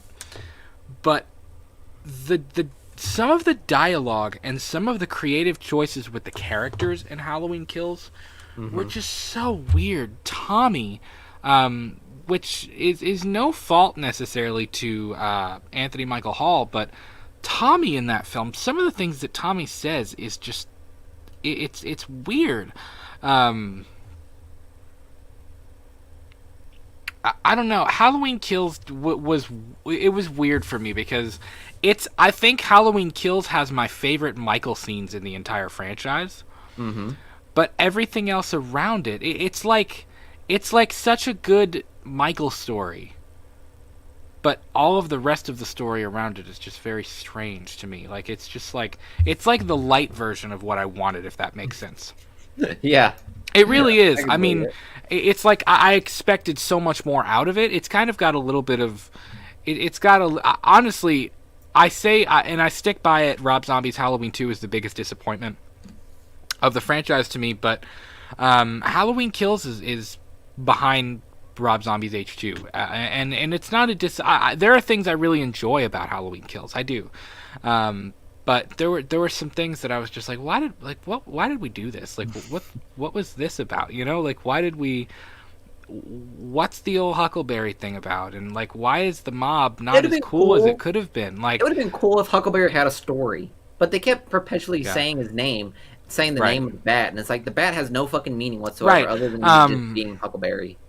I felt like Tommy's death was meaningless. Listen, "Evil dies tonight" is one of the coolest lines I've ever heard in my life. Like the concept of a mob saying "Evil dies tonight," and then a mob being organized and going out in different factions and groups, and Michael systematically taking all of them out and defeating them, even though they're united, is scary. But a mob chanting "Evil dies tonight," running around like 120 chickens with their heads cut off, is just it was just asinine, like dude. It was just it really kind of was in a lot of moments. Like there were a lot of moments in Halloween Kills where I just kind of felt like, what are we doing here? Like why is this not working for me? You know what I mean? Yeah. It was very. Halloween Kills is a weird one. I'm still, even over a year later, I'm still trying to process all of my thoughts for Halloween Kills. Because I do like a lot of it. I mean, literally, it's my favorite version of Michael in the entire franchise. It's my favorite mask. It's my favorite look. I love how weird and brutal he is, because he is a little weird in that one. Like using the dude as the pincushions and... I mean, there's so many good things, but there's also some things that just kind of make you scratch your head, like, what are we doing, you know? Like, why? When I saw that trailer, and I saw the people rocking the ambulance and chanting "Evil dies tonight," I was like, this is going to be the greatest thing I've ever seen in my life. I was like, this is literally going to be my favorite movie ever made. And then... instead, when we had that random lady going, "Evil dies tonight," it was just like, what? Like, what are we doing right now? Why? What? Yeah. What? Like, there should have been this, like, Braveheart moment where it's like Tommy and Laurie rally people and get everybody, like, ready, and they go out and they organize, and then Michael still takes them all out. And that would have been scary. but it just, I don't know. It was weird. Halloween Kills is a weird one for me. So I know I can accept that, but I'll wait and put my 2 cents in once my rankings come up, because obviously I haven't spoken. Obviously H Kills is not in. I haven't said it yet, so he's still on my list. So we'll wait and see. My number 7, right? Yep, you're number 7. All right, let's see if it's the same as yours, because number 7 is Rob Zombie 1. Oh, okay. Yes. So mid tier. I accept that. It's mid tier, and I'll explain it like this. Rob Zombie's Halloween is Rob Zombie's rendition of obviously John Carpenter's original 1978, and it does it fairly good. It does it justice. The first 20 minutes of the movie, though, could have been left out. 100% could have been left out. The whole backstory behind Michael Myers, you could remove that, and dare I say, people will say that was probably one of the better reboots of the franchise. I would say, just because of the fact that when you start the movie off with trailer trash Myers. Take that damn thing off. Take that damn thing off. Yeah, like it's just really it ruins the mystery of Michael Myers, and that's something that a lot of people hold near and dear to their heart. When he looks at his stepdaughter, and he looks at his stepdaughter, and then looks at his baby mama wife or whatever they were, and says, "Oh, she's got a nice pooper on her," and it's like, bro, who says pooper? What? You try saying that. You try saying that at the girl at the bar that you find attractive, and watch you get your shit rocked, not by her, but by 12 different dudes, because they say that was the worst fucking line ever, and that was fucking disgusting. She's got a nice pooper on her. So yeah, the whole 20 minutes of the whole preview of Michael Myers' life, unnecessary. You could have started it at the breakout of the insane asylum where they killed poor Danny Trejo, and that would have had much more weight, honestly. Because obviously he wasn't in the movie until after the whole because you had Sabretooth Michael at that point. Yeah. So if you would have started out with Sabretooth Michael at the insane asylum, just breaking out and then going after Laurie, that would have made much more of a better movie than having to walk through that trailer trash that we saw. Because what made Halloween 1978 so amazing was the fact that everyone was surprised that the killer at the beginning of the movie was a child. Right. Pretty much. Is when they found out that it was Michael Myers as a little kid who just literally just killed his sister. So, but then whenever you have the whole abuse, and then him killing fucking Tony from fucking Spy Kids with a fucking club. you have so many things in the beginning of the movie that just felt as if it felt unnecessary, I guess. Yeah. Nobody really wanted to see this. And granted, I'm sure the kid that played young Michael did a fantastic job as playing a deranged little killer. Your boy, if I saw that kid, Dag Farrick did a great job. Yeah, Dag Farrick, I love you, man, but you would have been put out the moment I saw laid eyes on you. 100%. It'd have been done deal. Pretty much, Halloween 2018, great movie. Brackett is phenomenal. Loomis is phenomenal. Laurie, all of them, Annie, they all did a fantastic job in portraying the legacy characters that we all came to know and love from 1978. And when it came down to the major climactic moment where Laurie meets Michael, you can tell that things are about to hit the fan. It makes it so much more exciting, because the second you meet the second Loomis meets Michael and shoots Michael, you felt like you're at the peak of the fucking roller coaster, but then you realize you got 5 more minutes of the fucking roller coaster. Yeah, it's one of those films where it feels like it's about to end, and then it doesn't. There's still 20 more minutes, Yeah, there's still 20 more minutes. I love that. Yeah. So that's pretty much how I would say. If you would have taken out the 20 minutes of the start of Halloween, Rob Zombie's Halloween, you would have got like so much more depth into that whole movie and so much more love. So yeah, I get it, man. Yeah. Steve Marlowe, what's going on, man? He says, hi, guys. I'll share my rankings shortly. Steve, I actually just watched the Sawyer Massacre yesterday. I'm sorry I'm late. It's been crazy couple weeks. Excellent job, dude. Really, really enjoyed that from start to finish. I haven't seen it yet. Once I've double checked it and watched it, I think we would agree that we're gonna do. We'll talk about it. I think we're gonna do a dual episode because the two films that I've missed in the last month or so, I just watched Sawyer Massacre, and I also really wanted to watch Hellraiser on Hulu, and I haven't gotten a chance to watch that either. So, but yeah, man, I really enjoyed the Sawyer Massacre. Dare I say it feels more like the Texas Chainsaw Massacre, the original, than any of the other sequels, I think. So seriously, man, fantastic job. So yeah, I agree with that. A lot of what you said. Mm-hmm. Oh boy, that burp needed to come out. I agree with a lot of what you said. My number 7, and this is where I'm kind of like, should I put Halloween Kills above it? My number 7 is Halloween H2O, 1998. Halloween H2O has one of my favorite openings of the entire franchise. I love Marion coming home, and you get baby Joseph Gordon-Levitt, and he ends up getting the skate in his eye, and the whole scene where it's like where Michael kind of like walks around the side of her house, and there's that confrontation between them, and the cops are going in the house next door, and he's killing her in the window. Like, it's a really, really cool opening. Feels very Halloween, feels very fall. The aesthetic is there, the look is there. It's a really, really cool way to open a movie. And even the opening credit sequence, seeing Loomis's room, because she was taking care of Loomis when he was, in his later years, and like seeing the sketches of Michael and all of his newspaper clippings and files and like everything all around, like that was really, really cool to see. The score is decent. It's not my favorite score. I think the orchestralness of it kind of was a little overkill. I like what they did with Laurie. I think the fact that it took place in California is a little strange, which it makes sense if she's changed her name and she's witness protection or whatever, and she's trying to hide herself. I get that, but it felt a little strange to have a Halloween movie in California. Like, that was just sunny California. A little strange to me.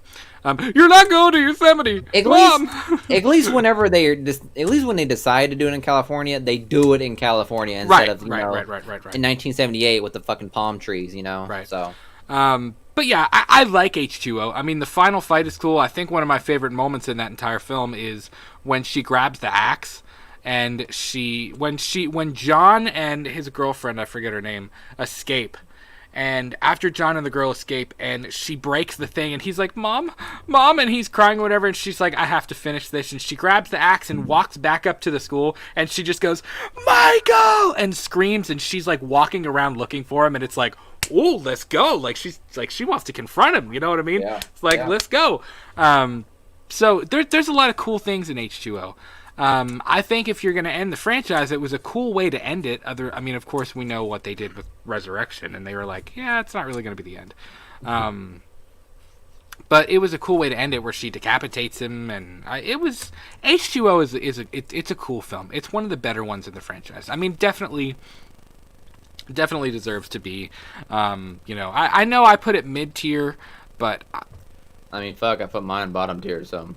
I know, yeah. I don't know. I enjoy H2O. I mean, I think it's a fun watch. It's a cool one.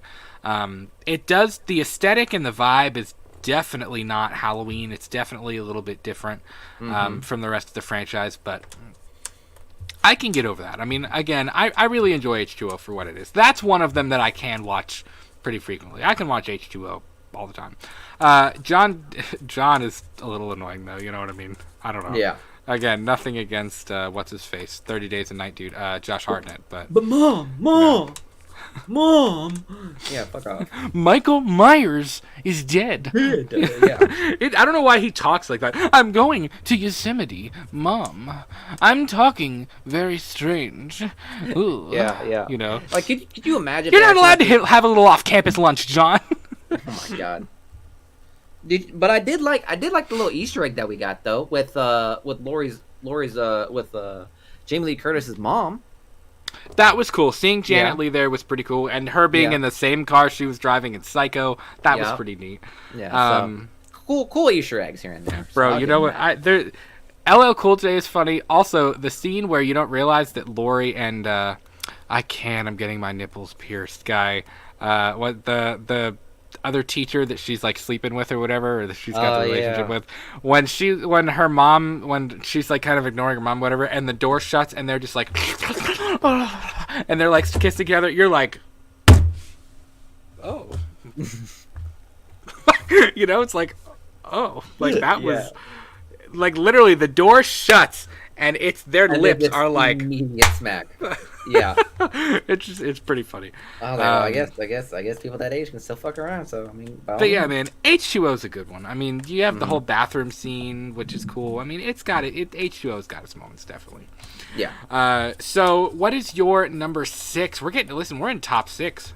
Yeah, we're top 6. We're over halfway. I say this. So after 6, like between 6 and 5 was really fucking hard for me. But then, like after that, it was already solidified from the day we did this episode. We like decided to do this episode. But so number 6, I think will be understandable for some. For Brad, probably not. Number 6 is going to be the end of all. Michael ends, and Halloween ends. Are you having a stroke? The end. I try to do somehow something the middle of the end, and it ends. I try to do something. I try to do like a Star Trekky, you know, like we can't get through this ship right now. All right, Miguel's number 6. Halloween ends. Explain, my friend. Okay, how much more can I explain this? It's Halloween, and it ended.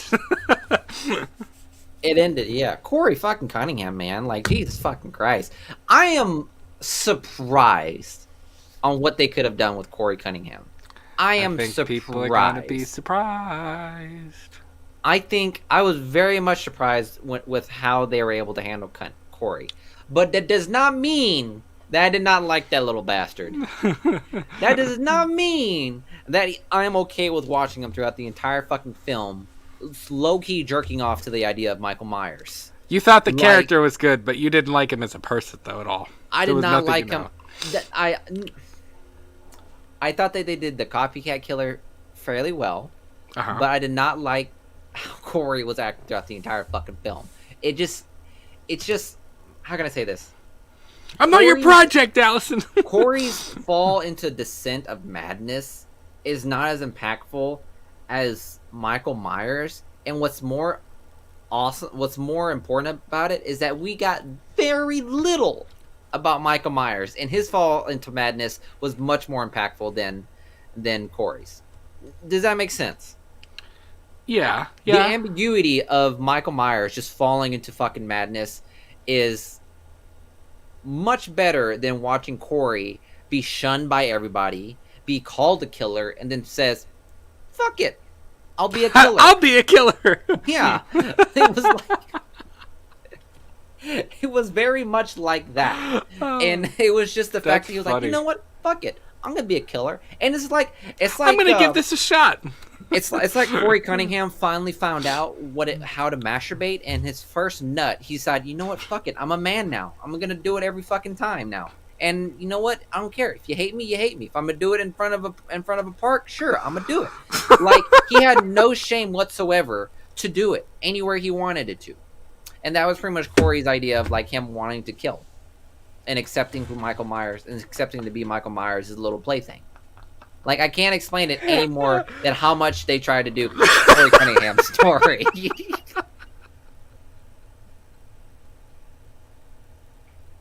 That's pretty much, it's just Corey that I don't like in this fucking film.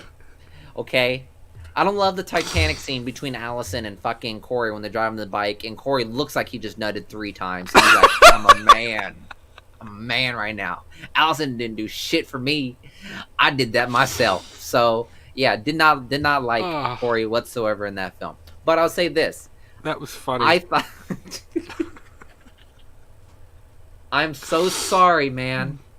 I just spoiled the fucking movie for old boy. What do you mean? What do you mean? I just spoiled the movie. Damn, I'm sorry, man. Oh, God. You just painted a terrible picture, Steve. I'm sorry that you're going into Halloween Ends now with what he just said. Okay. Well, since there's someone that hasn't seen the movie, I'll be as brief with it. I'll say this, bro. We I think you've crossed the threshold already. Like we're kind of past the point of.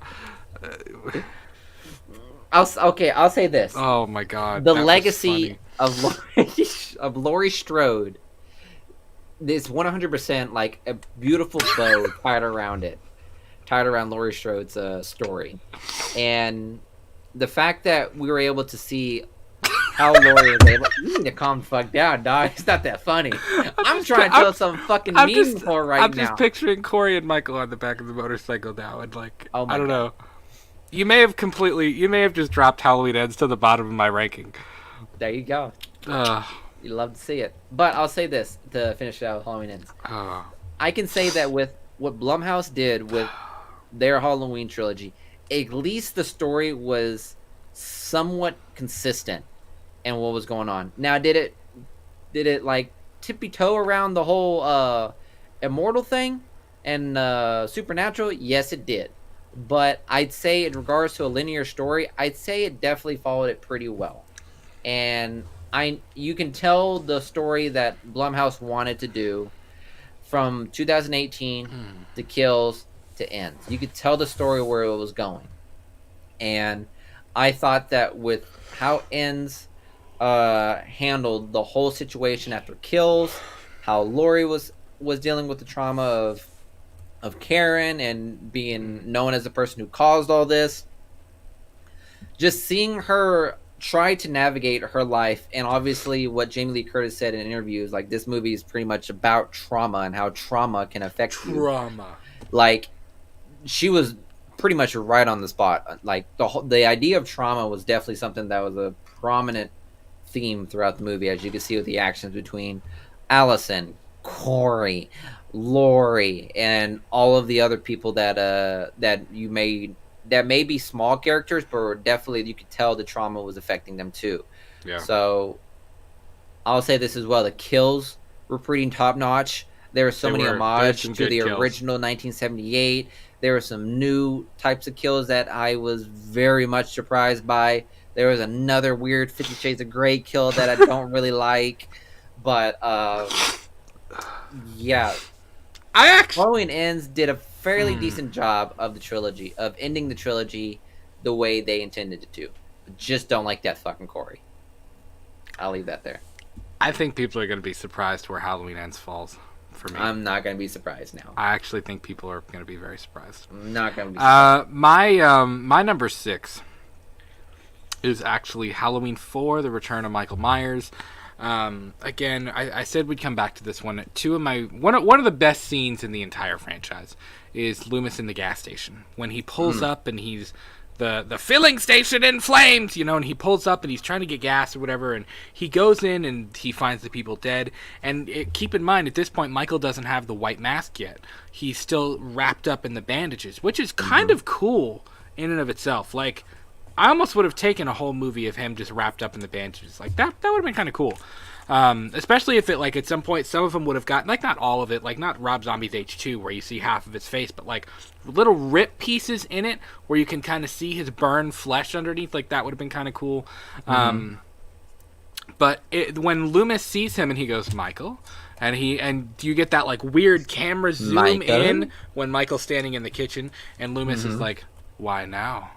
Why have you come back, or whatever? And then he's just like, boom, and he just goes to, you know what I mean? There's no like, yeah, and there's just no like, he doesn't even give him a chance. He's just, a chance to respond or anything. But and the whole scene when Michael drives out and Loomis runs out of the gas station, Michael, and he's screaming or whatever. And I actually have that sound clip. Yeah, like it's so cool, man. It's such it's such a cool scene. You even get the Mr. Sayer. Why exactly are you hunting, Mr. Sayer? Yeah. Apocalypse, damnation, end of the world. It's gonna catch us to all of us sometime, or whatever he's saying. And and then you get one of the few scenes where Loomis smiles. And you get kind of like a chuckle out of him when Sayer's going like he's got like the God saves or like it's like weird like it's weird things like all over his truck or whatever, and he's the whole and we've gathered at the river, the beautiful river, and Loomis just kind of like he just kind of smiles, you know what I mean? It's a cool moment. He's like so this is the crazy I need to be right now. Yeah, right. Yeah. So yeah, man, H4 is great. The whole kind of, again, damn it, Earl, it's Ted Hollister. Like the kind of mob thing that was going on. Damn it, Earl. There were some cool moments. Again, it's like they missed the fucking deer and shot a doe. Yeah, right. It's like, damn it, George, you shot the doe. Yeah. There was more substance to the mob in Halloween 4 than there was in Halloween Kills. I'll just say there definitely was, and it was such a small mob too. I know, and it wasn't very. It was a bunch of drunk dudes from a bar. Yeah, and they still had more substance than I don't know. But Halloween 4 is great. I mean, the chase scenes are great. Billy Bob's death than fucking Ravioli's death. I'm not actually no. I felt more Ravioli's death. Yeah. I do really like.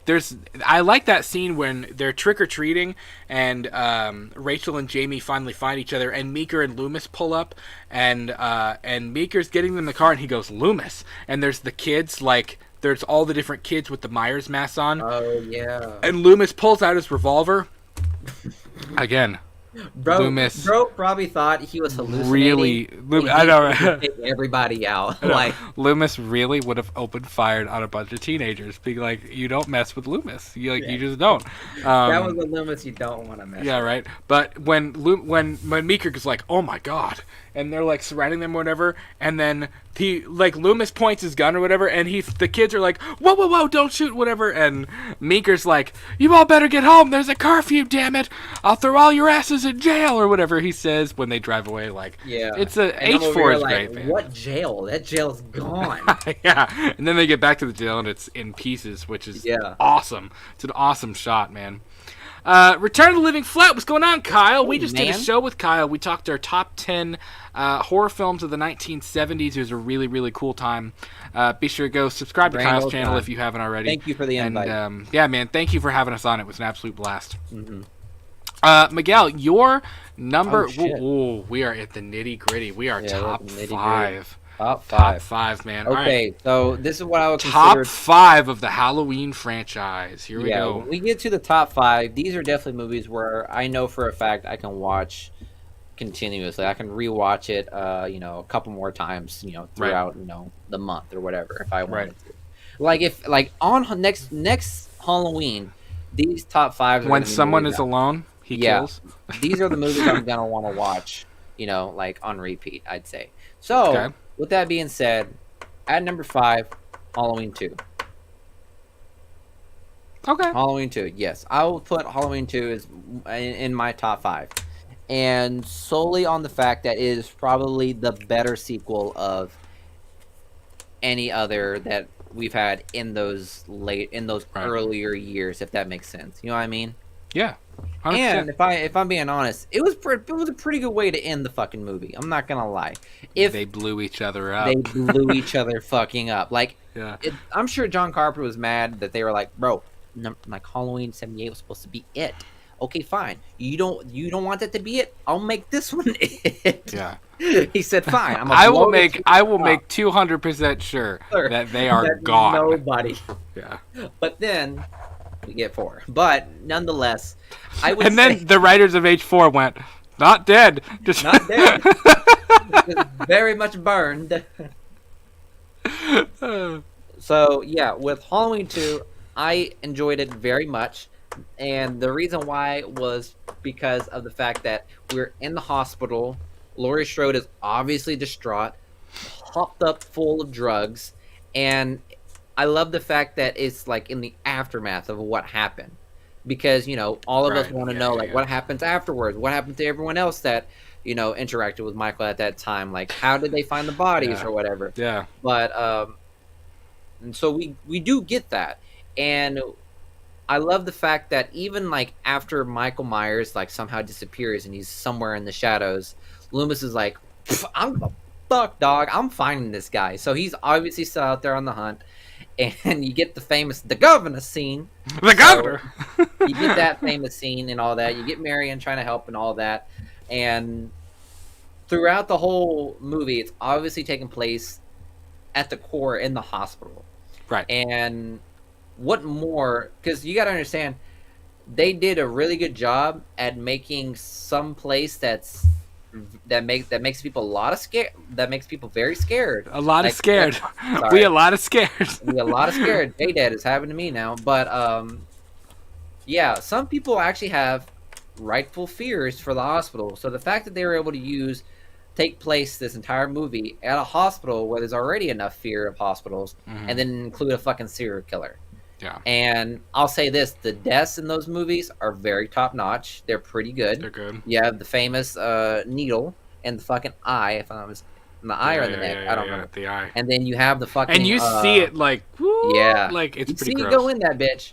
But not bitch by her, but just saying like as a saying. But I'm not calling her that. But what I'm saying is you also have you're batting 1,000 tonight. Yeah. You also have the fucking vibranium fucking scalpel that old boy uses to lift a person 5 feet up in the air. Like, yeah, that's some military doctor grade fucking metal right there. So, I'd say he's got like that stainless steel. Yeah, it's stainless steel. But I'll say this with Halloween 2, it's definitely like a well-deserved sequel. I would say, even though John Carpenter did not want a sequel, I would say that's probably like the best way you could have a sequel for 1978. So I get it, man. That's a good choice. So my number 5 is actually going to be what might be a little bit of a shock to people. Rob Zombie's Halloween from 2007. Damn. I have a lot of nostalgia for this film. It was the thing that got me into the franchise. Saw it in the theater. It was the first Halloween movie I had seen in the theater. I think, for me, I don't mind the backstory. It's a little too hard for me. Like I think you could have just alluded to the trailer trash backstory without actually been so take that damn thing off. Like I think you could have alluded to it. Like seeing the kid like show that his mom is a stripper, like that would have been enough. But like I didn't need to see William Forsythe be a complete disgusting human being. Like I didn't need to see Judith's weird meth head boyfriend, and we didn't need to see as much as we had got. That was trailer trash Billy. When we got to Smith's Grove, I actually enjoy. A lot of people don't like seeing Loomis talking to Michael and stuff at Smith's Grove. I didn't mind that. I actually kind of thought that was pretty interesting, but it's just there's a part of me that's like I feel like we could have shaved the prequel part of it down a little bit. You know what I mean? Like I'm not saying you had to completely get rid of it, but it just there at some point when we get into the Smith's Grove stuff with Danny Trejo and all of that, it's just kind of like, all right, I'm ready. I'm ready to get into like Halloween night stuff. You know what I mean? Like let's at some point it's like, okay, let's make him escape. Like let's pull this thing along now. It's like all right, I get it. Key. Give him the fucking key right now. I know, right? It's like, okay, I get it. He came from a terrible house. He's damaged. He's this. He's that. I understand. Like, let's move on. You know, like let's get into the meat and potatoes of it. So yeah, but once we get there, I love it. I love this film. I don't even mind the brother-sister storyline in this. I think it's great. Scout Taylor Compton is great. The choice to bring Danielle Harris back as Annie was a fantastic decision. I really like Malcolm McDowell as Loomis. Brad Dourif as Brackett was a stroke of absolute genius. Mm-hmm. He is a fantastic Brackett. He's not a creep. No, he's not weird. He's just like a good dude, like a genuine, like a genuine. Good Hello, Laurie. But like, you know, you genuinely get the idea. Like in a movie full of sleazeballs, like Brackett is a genuinely good human being. Just like trying to do his best, you know what I mean? Yeah. And I like that about it. And even in Halloween 2, it's the same thing. I mean, Brackett and Annie were really the shining stars of Halloween 2. But yeah, I enjoy Rob Zombie's Halloween. I mean, it's definitely it's worthy of being in the top 5 in the franchise for me, which I know a lot of people would be like, you are an idiot, but it is. I enjoy it. Plus, there is a little bit of a nostalgic pull for me. So yeah. All right, let's it's visceral. It's visceral. It's brutal. You know, you're cutting me off. It's fine. I get it. What were you gonna say? Let's just review what we got going on so far, all the way up to 5. Go for it. So at my number 13, it's H2O, 12 Resurrection, 11 Rob Zombie 2, 10 H5, 9 H6, 8 H4, 7 Rob Zombie 1. 6 at ends, whether it be controversial or not, and at number 5, Halloween 2. So my number 13 was Halloween Resurrection. My number 12 was Rob Zombie's H2. 11 was Halloween 6. 10 was Halloween 5. 9 was Halloween 3. 8 was Halloween Kills. 7 was Halloween H2O. 6 was Halloween 4. And then my number 5 was Rob Zombie's Halloween from 2007. Pretty good list so far, man. It is. We're getting there. We're getting there. Jada said guys, the beginning of Rob Zombie's Halloween was like Papa Roach. Yeah. Or a Papa Roach music video. Yeah, it kind of was. Yeah. Even the first time you see the Myers house, it's like the you know what I mean? It's got that heavy metal rock feel. So yeah. I'm also looking at some of your guys' rankings too, and I mean some of them kind of making sense. Some of them are. Yeah. I can tell that some of our rankings are pretty similar, but there's obviously some movies that are vastly different, and it's like 1 or 2, and that's pretty cool. The fact that like I'm pretty sure the reason why is because of certain things that happen in the movie that you happen to like. Yeah, and I think that's pretty cool. So, like for instance, I'm surprised to know. Let me see. I'm surprised that you gave. I saw Halloween 2 I have Steve's pulled up there, right now. It? Yeah. For who? Steve's or somebody else's? Yeah. Was Halloween 2? Halloween 2 was 3. Okay. I gotcha. Yeah. And then let's see. 9 Rob Zombies, Halloween 1. And then 8 H2O, Resurrection 2, and Rob Zombies 2. So yeah, pretty close to similar to how ours are. So I mean that's pretty cool that we're all like kind of in agreement with it, I guess. Yeah. But I can respect a lot of people's decisions in it. So. Right. Guys, 10 people here. If you haven't left it a like, please be sure to do so. We're at our top 4. These... I was going to say we're going to move pretty quickly, but I don't know. My number 4 is going to turn some heads. Let me say that. So, okay. Miguel, you're number 4, my friend. Number 4. Well, the famous line strikes again. Evil dies tonight. Halloween Kills. Oh my God. Okay. Yeah. Halloween Kills, ladies and gentlemen. The reason why is because I can move past the fact that we're trying to make it a Halloween movie. This is 100% just Michael, go have some fun. This is 100% get them, cuz. Do your thing, cuz. Like, do your thing, cuz. Do your thing. Like, go out there and wreck some shit. I can get past all the mobs. I can get past the Trivoli storyline and all of that, and I can get past Tommy Doyle as long as I can see Michael wreck some shit.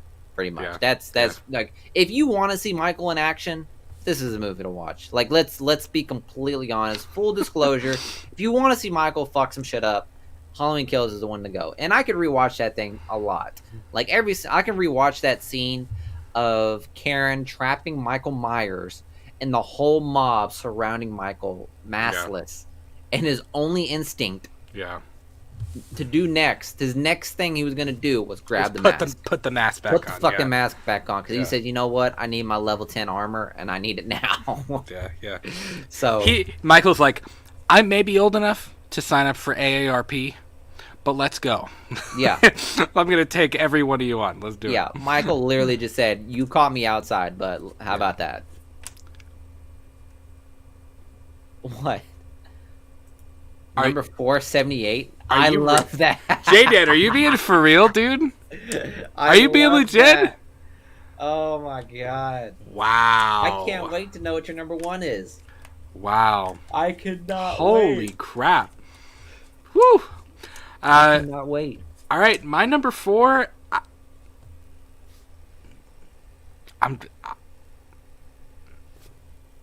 Is it Ends? I just got to be honest with you. My number 4 is Halloween Ends. I mean, yeah, it makes sense. Listen, I know people. For me, and seeing how he reacted in our conversations, I'm not surprised that it's that high up. There was a moment in Halloween Ends, and I talked about this in our review. And we do. I know we didn't talk about Ends a ton. There's a lot we could have said about Halloween Ends, and we haven't yet. There's a couple of different ways we're going to do that. We have some videos planned where we're going to talk more in depth about Ends. Halloween Ends, I found myself sitting in the theater as we were watching. I looked at my wife and I said, I can't believe I'm enjoying this as much as I am. Because the reviews were so bad and people were just completely trashing Ends. And I was just like, when I could have watched another hour of Halloween Ends. I'm not kidding you. I could have. Mm-hmm. I really, really enjoyed it. Even the weird stuff with Michael being old and kind of decrepit and in bad shape, and it was the scene with the nurse when Corey, the nurse is about to sleep with the weird doctor, and she hears a thud or whatever, and she goes and checks, and you can see Corey stabbing him, with the bag over his head or whatever, in the darkness, and she slams his hand in, and then the door opens, and Michael's standing there, and he pins her up against the wall like Bob. There was a moment when Corey and Michael were tag teaming that I was kind of like, I can't believe I'm liking this as much as I am. If you would have explained Halloween Ends to me without actually watching it, I would have been like, that's the worst idea I've ever heard in my entire life. But something about seeing it executed, I was like, this works for me. It's kind of cool. Even seeing Michael as an old, decrepit man, I was kind of like, this is kind of cool. I'm okay with it. I didn't mind him being a little bit weaker because it made sense in the story. It made sense that he looks terrible. I mean, obviously, I actually saw. Let me pull it up. If you're watching on YouTube, I know people on Spotify won't be able to see this, but I saw this, and I mean, look at his face, dude. I mean, bro, it makes sense that he's old and decrepit, and he can't do what he used to do anymore. I get that. His wounds never healed properly.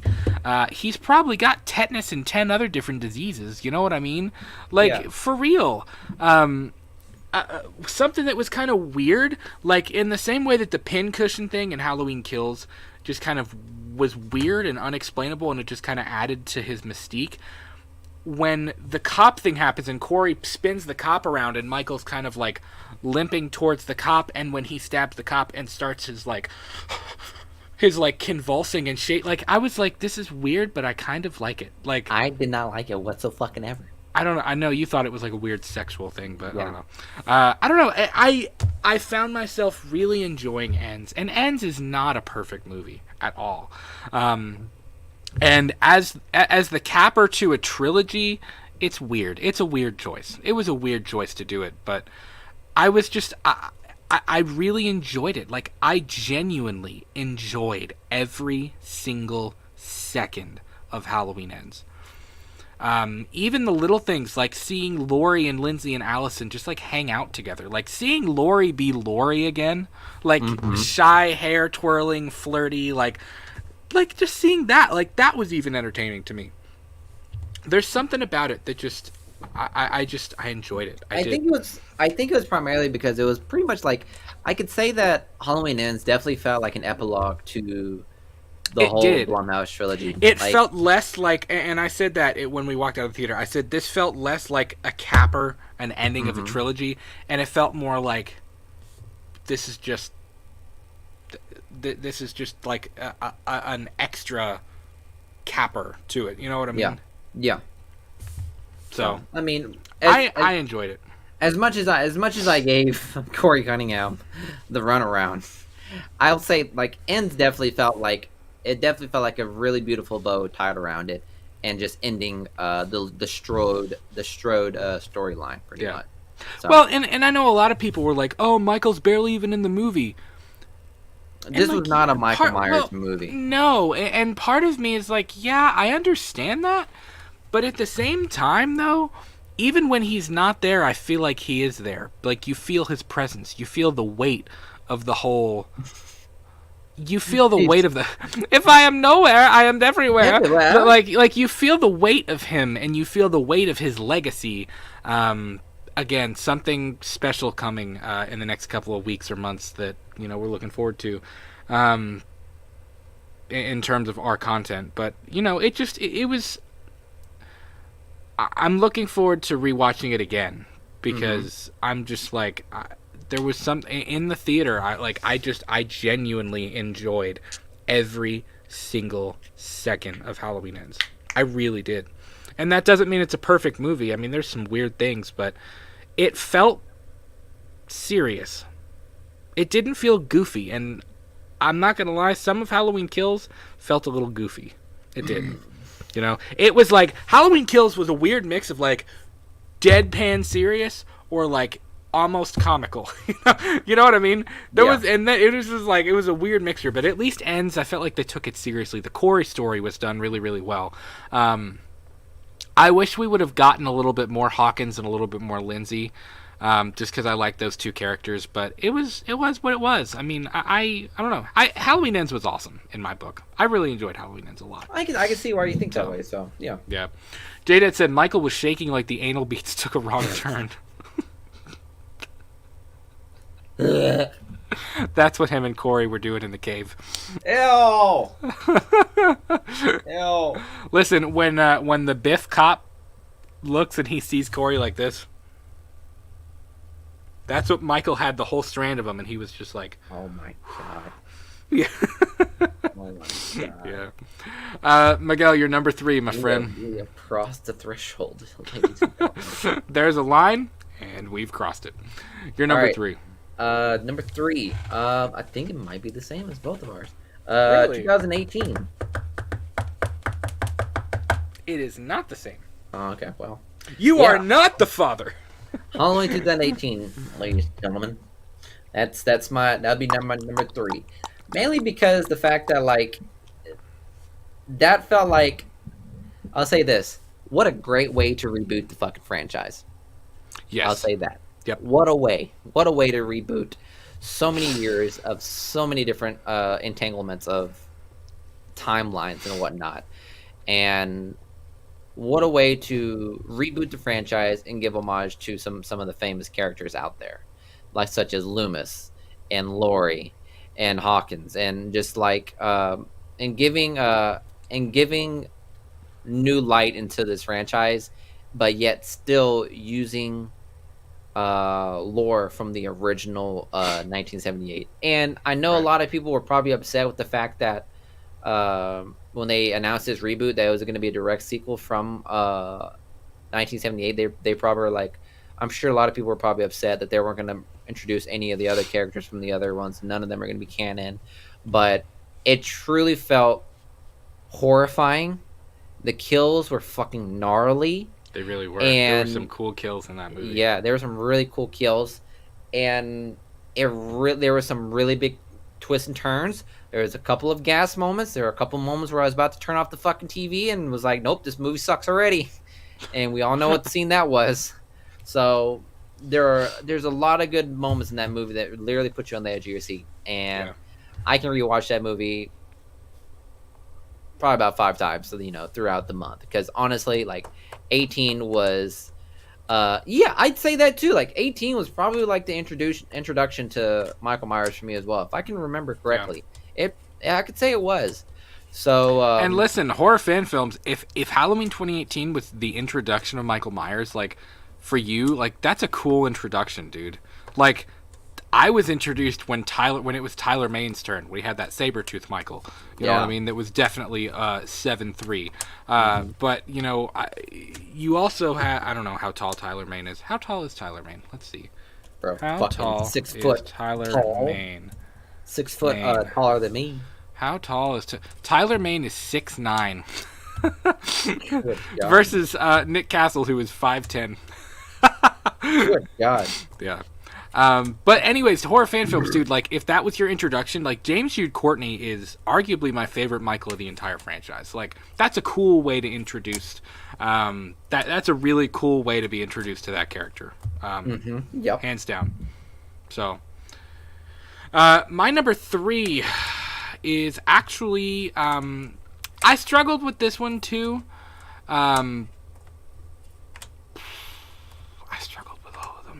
My number 3, I'm just going to do it. It's Halloween 2 from 1981. I'll say this. I have probably watched Halloween 2 more than any movie in the entire franchise. I love Halloween 2. It's a very, very, very, very slow burn. It takes us a while to get... I'll say this. The hospital scenes... you could have cut 10 minutes out of the hospital stuff. Because there's a couple moments where it's like, okay, how many more times are we going to watch Laurie crawl around this hospital on the floor? Or how many more times are we going to watch Michael walk down a hallway? Like, it was just like, okay, I've seen him walk down 19 different hallways. Let's, like, have him kill someone. Like, have him find, like, let's do something. You know what I mean?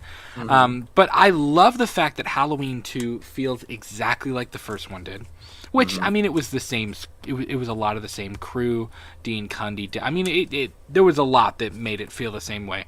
You know, there were some really, really cool things too, like the mob outside of the Myers house, throwing rocks at it when the cop walks out on the balcony and stuff, and they're trying to stop everybody, and they're throwing rocks, and Loomis, what the hell does he say? He says something like, "This is a wake," you know, or whatever, and he's screaming again, just like we get into Crazy Loomis, where he's just like, you know, the tribe lost one of their own, now they're going after it, or whatever, like craziness he says, like. But we forget all about the love of Laurie Strode's life. Rest in peace.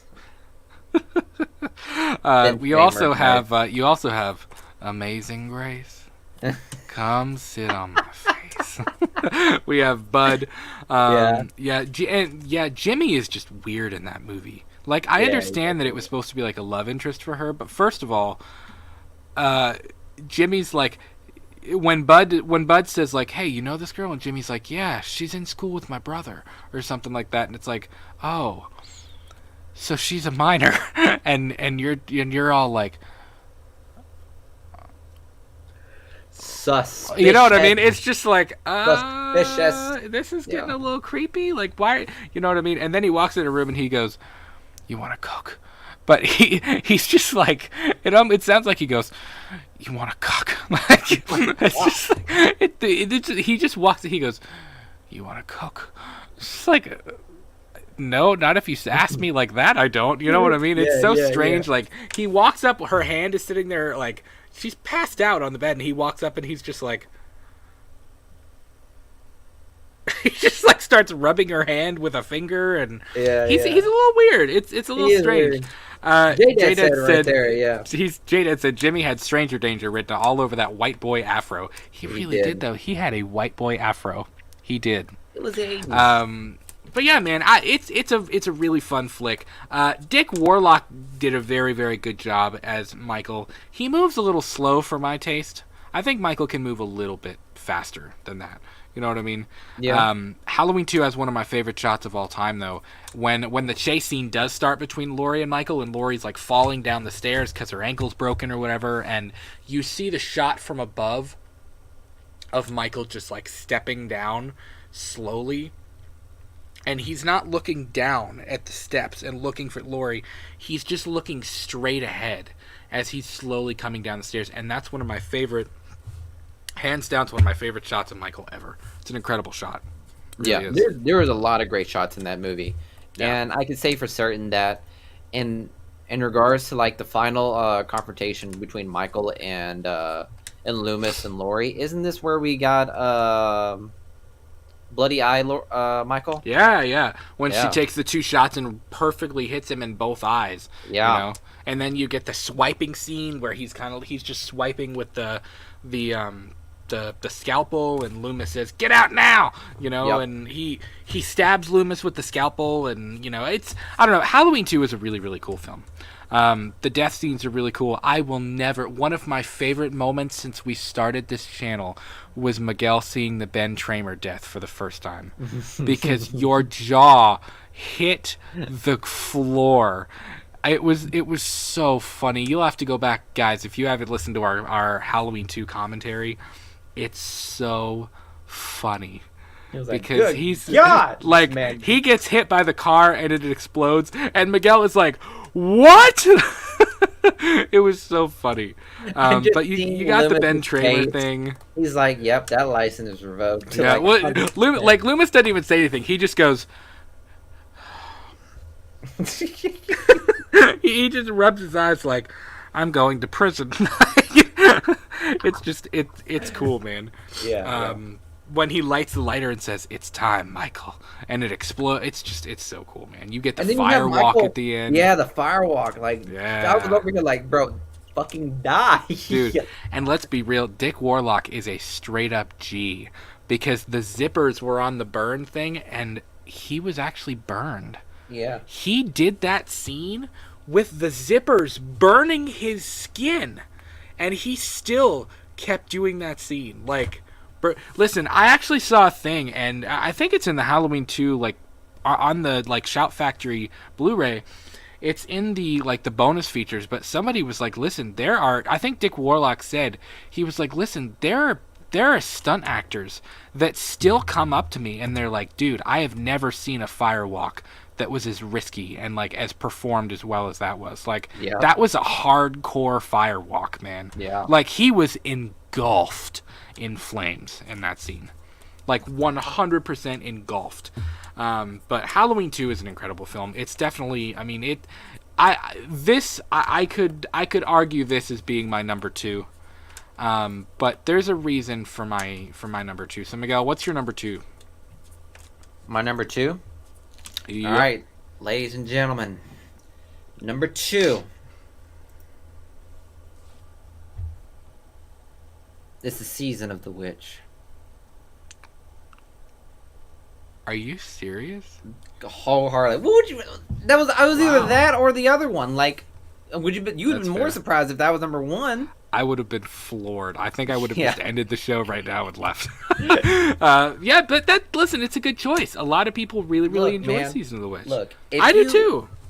If you were to tell me, like, you were asking me for a ranking of all the Halloween movies, you're not asking me which one is my favorite Michael Myers, because otherwise this list would have been vastly different. We'll rank that 100%. We'll get there next October. Yeah, so that list would have been vastly different. But what I'm saying is, in regards to Halloween franchise, Season of the Witch is actually, like, one of my many favorites, like, to be honest.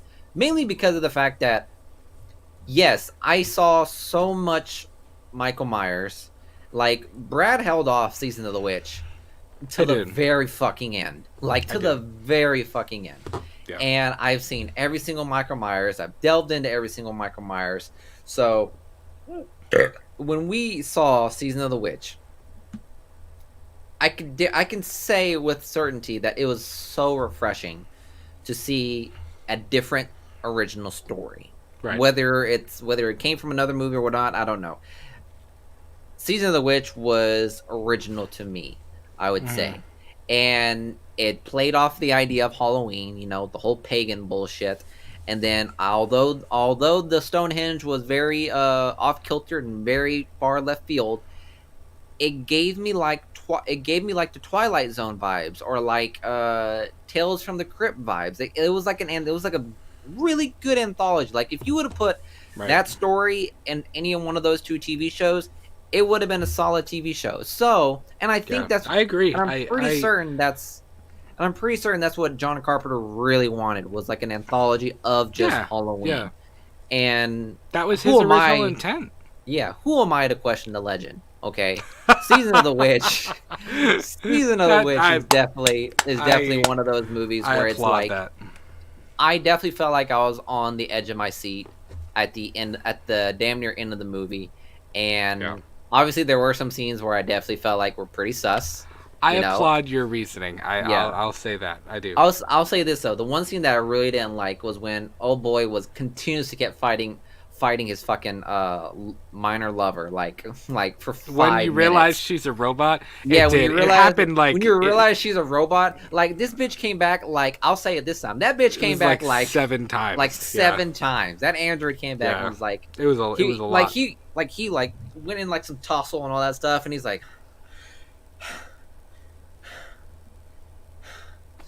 And then tussle again, and then you tussle again, and he's like... Well, I also think it's really funny that... So, when Chalice...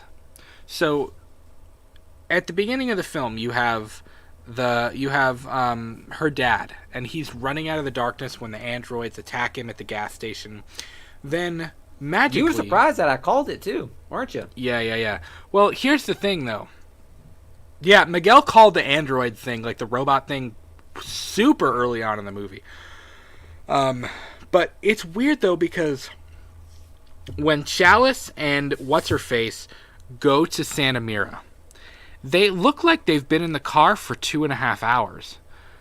But as soon as Chalice fights off What's-Her-Face, he just starts running off down the road, and magically it's like, poof, he's back in their hometown, and it's like, what? How did he just ran down the road and suddenly he was back that 2-hour ride? Mm-hmm. You know, it was a little strange, but. And also, I'll say this: Season of the Witch gave some pretty gnarly deaths too. It did. There were some cool pretty gnarly deaths. Yeah, when the older lady in the hotel all of a sudden became fucking Godzilla and got laser beamed in the mouth. That death was pretty rough. No, her death was the one that surprised me the most, mainly because I didn't understand the whole idea of the Season of the Witch. So whenever she got like fucking vaporized, and all of a sudden I started seeing like a bug like fly out of the cricket mouth. Comes out and stuff and goes up in her hair, and it's like, I was like, what the fuck is this, Brad? He says, just keep watching. And still to this day, it doesn't make no sense to me why these things create fucking bugs out of people's heads. Yeah. So all I can say is, Chalice had those. Oh my god. Yeah, he did. But I can say this with certainty: like, Season of the Witch definitely was a Halloween movie. I'd say it was, because it talked about the what was it? There it is. It talked about the holiday of Halloween. Right. And it really gave us an original story that we were like, wow, this is something different. Wow. It feels very Halloween. Like, one of my favorite sequences in the entire film is once Chalice, I think it's when Chalice is tied up. And of course you have to have the whole Cochrane gives him his entire evil plan, which is just stupid. No villain would ever give somebody their entire evil plan, but whatever. But you have Cochrane giving Chalice his whole like spiel about what's happening, and you're seeing different Halloween, like people trick-or-treating in the Silver Shamrock Mass and stuff, in different places around the world. That was kind of cool. I thought that was a really, really cool sequence. That was pretty cool to see. Horror Fan Film said, happy, happy Halloween, Silver Shamrock. It's almost time, kids, for the big giveaway. Stay tuned. we were going to play a game that night, and we were like, bro, every time that song comes on, we got to take a shot or a drink. Yeah. Frank and Darren did that. And did they really? They were drunk by the end of it. It was really, really funny. It's funny. So my number 2, and this. Wait, I gotta think. Which one could it be? Let me tell you. Hold on, let me look at the list. This completely shocks me. 100% shocks me that this is my number 2. But this goes to show you how much this movie has grown on me in the last couple of years. Because when it came out, I would not have told you that Halloween 2018 would be my number 2. Yeah. But the more and more I have watched 2018, Julia absolutely adores this movie. This was the first Halloween movie that she watched, and she actually we went to the drive. Yeah, we went. It was pretty cool. We went to the drive-in, and they showed 78 and 18 back to back, and that was a really cool night because it was like raining and it was in October, so there were like leaves blowing. It was a really cool way to watch those films, but yeah, when I walked out of 2018 after seeing it in the theater, I was kind of like, what? Like, they killed Michael? Like, what was that? Like, I wasn't super wild about it, but every single time I watch 2018, I think I enjoy it a little bit more. The characters are well done. Laurie is well done. The score is just out of this world. It really feels like a proper sequel, a grounded, proper, down-to-earth sequel. It feels like, I think this, or if you're going to do,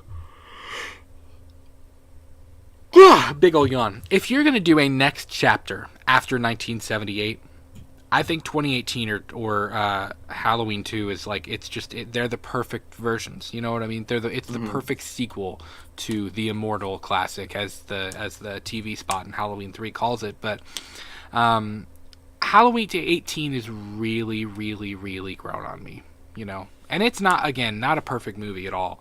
But there's a lot of things that I've kind of come to love about it. I think James Jude Courtney is great.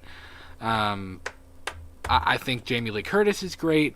Seeing the Nick Castle cameo was really cool. The long tracking shot as everybody's kind of trick-or-treating and he's just walking in and out of houses and he's like overwhelmed. It was cool, man. It was Halloween 2018 has really, really, really grown on me in the last couple of years. And I mean, let's be completely honest. Our number 1 for both of us is going to be John Carpenter's Halloween from 1978. It's almost hard to not put it at number 1. I'm not gonna lie, it was tough for me. Tough for me. Regardless of how much you enjoy it or not compared to the others. I mean, it's the classic. It's the one that started them all. You know what I mean? It's the simple. It's the simple slasher film that I'm serious. The simplicity of Halloween is, I think, what makes it so good. Yeah. I think the fact that it's just a simple Dracula Van Helsing story makes it so cool, and it's lasted for so long. I mean, look at all of the movies that we have just talked about, all of the eras, all of the timelines. Everything is because of this, because of the simplicity of this movie.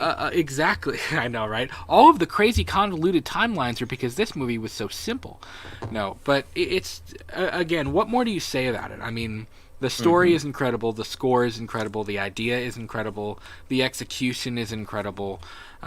It's just a good slow burn slasher movie.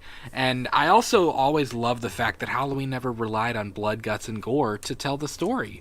It's that, as Dave McRae would say, theater of the mind. It's what you don't see that's scary, because it makes you paint a picture of what's happening in your own brain, you know? The fact that we literally spend the entirety of the movie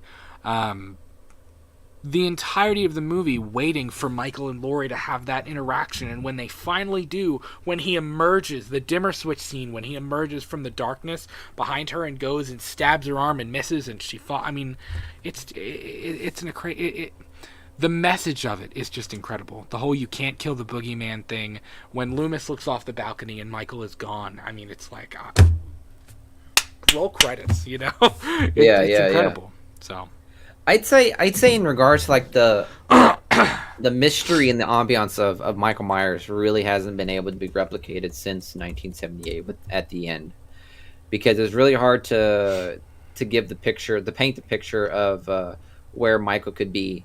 And I think that made the last shot of Halloween Ends so important, because it showed the final scene of ends, and it's in the daytime, and it's showing all the possible ways where Michael could be, but he's not, because he is obviously Chud at that point.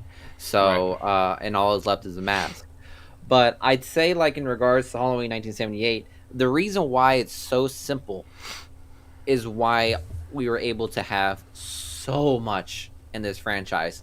Because, again, understand this, we did not have any connections with Laurie and Michael whatsoever. It was just the fact that it was random. It was just random, which is scarier than there being some kind of connection. You know? Yeah, and it's almost as if, like, put yourself in Laurie's shoes. Like, if we're just walking to do her normal thing, and for some odd reason, someone sees you and they decide to make you your next meal. Like, the fact that could be the possible scenario makes it so much more scary. So, with that being said, I'd say that the only, like, strong connection that we had was between Loomis and Michael, and that's what has stayed through the perpetual sequels that we got moving forward. Right. We could have had no more of Laurie Strode after 1978, and the franchise probably would have been fine. Let's be honest. Yeah.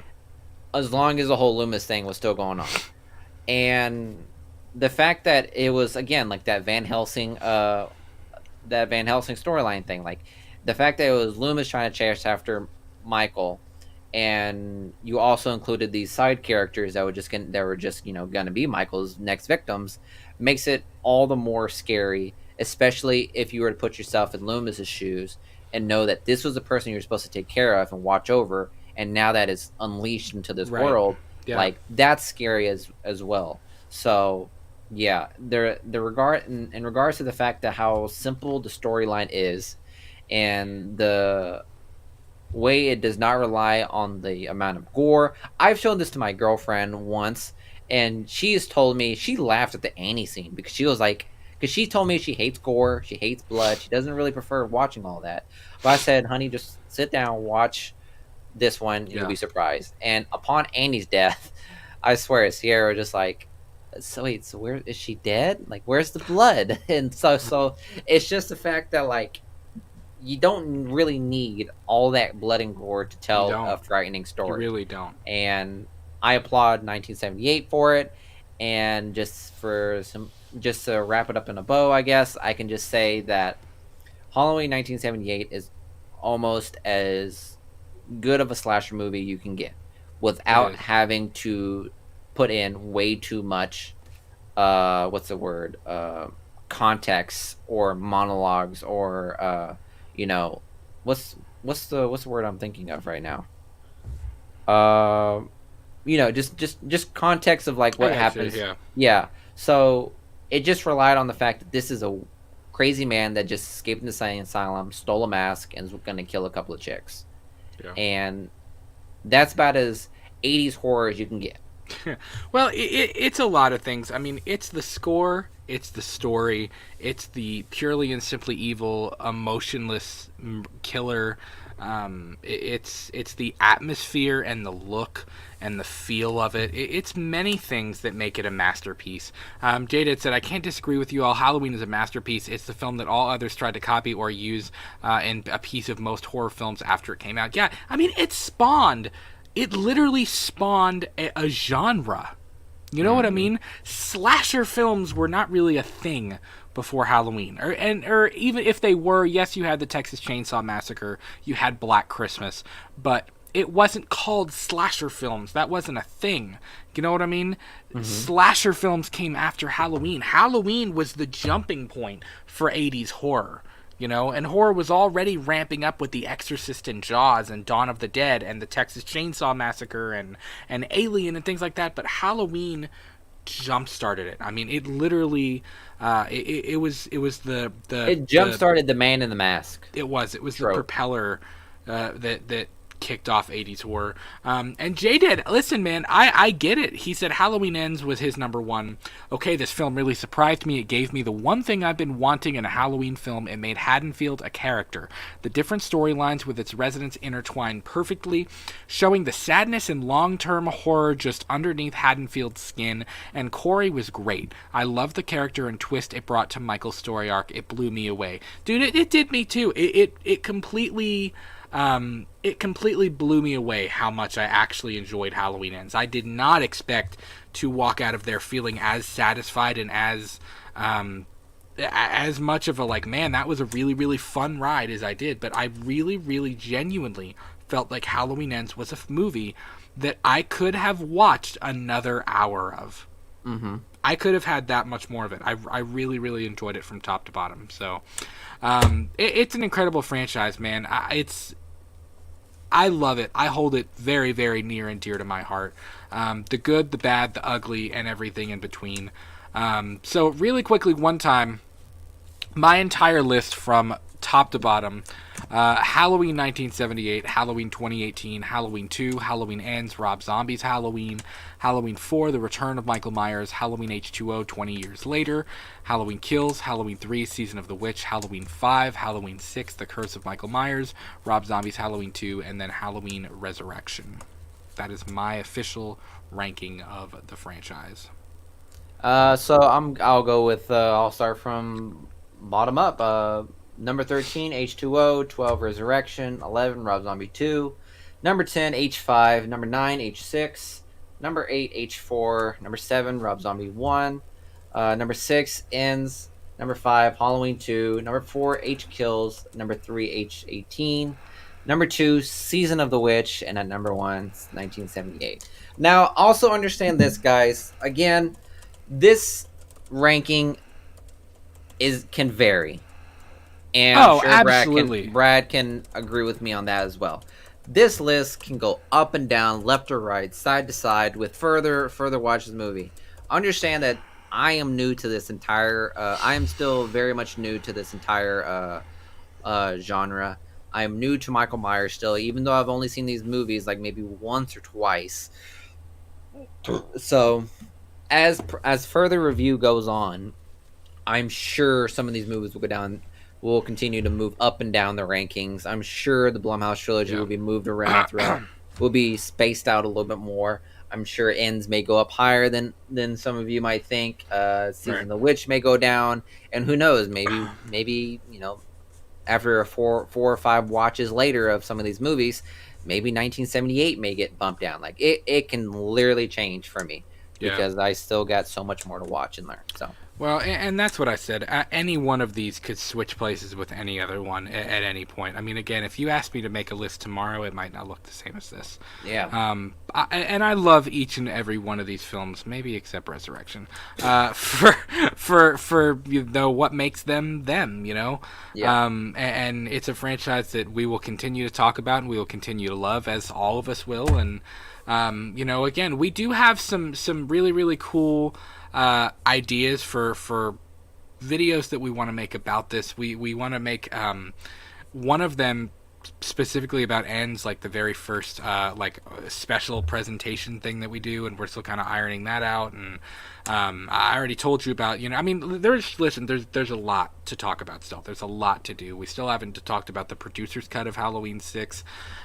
There's a lot to do, and even though we might be kind of moving out of Halloween season, and we may not talk about it as much as we have been for the next couple of months at least, we will get back in, and we'll continue to talk Halloween. I mean, this is definitely a very Halloween centric channel because I love it that much. I mean, and I know Miguel's still fairly new to it after the last couple of years, but I hope you love it. I hope you enjoy it as much as the rest of us do. Fucking hate it. If you don't, I'll find a new co-host. No, I'm kidding. I'll start putting ads out on Craigslist. To the left. Everything you own in the box to the left. Don't you ever for a second get to thinking. You're irreplaceable. You are irreplaceable. Guys, Damn. thank you. No, I'm kidding. I said you're irreplaceable. Oh, I thought you said you are replaceable. I was like, fuck. No. No, I love you. I'll kiss Okay. you in the car later. Guys, thank you so much for hanging out with us. This has been an absolute blast, an almost 2-hour and 40-minute show. But it was a fun one, man. A lot to talk about. Again, we will always talk Halloween. This is not the end, even though we've ranked it. Lots more to come. Thank you so much for hanging out with us. New episodes of our shows premiere every single Tuesday and Saturday at 8 p.m. Eastern. We are on Twitter, Instagram, and TikTok at our brand new handle at LTM Podcast KY. You can see it right here. I'm looking at the wrong side. Right here underneath of me. And please follow us on Twitter and Instagram so you get all of our updates. Guys, you are absolutely amazing. Hope you voted today, by the way. It's election day here in the States. And just, again, so blessed to be a part of this community and all these people. And that's all I got. Miguel's already peacing out. He's already saying bye. So... Peace, love, guys. We love you. Also, if you would, please drop your Halloween ranking in the comments below if you're watching on YouTube, and if you're listening on Spotify or any of the other podcast platforms, tweet them at us at LTM Podcast KY. We want to hear your ranking as well. So, guys, thank you. We are only 3 episodes away from episode 100 of Let's Talk Movies. We have something really special planned. We'll probably need to set aside about 3 hours of our time or more to do that show, but it's gonna be really fun, and we'll announce that later on. So guys, thanks so much. Have a great rest of your week, and we'll talk to you soon. Peace.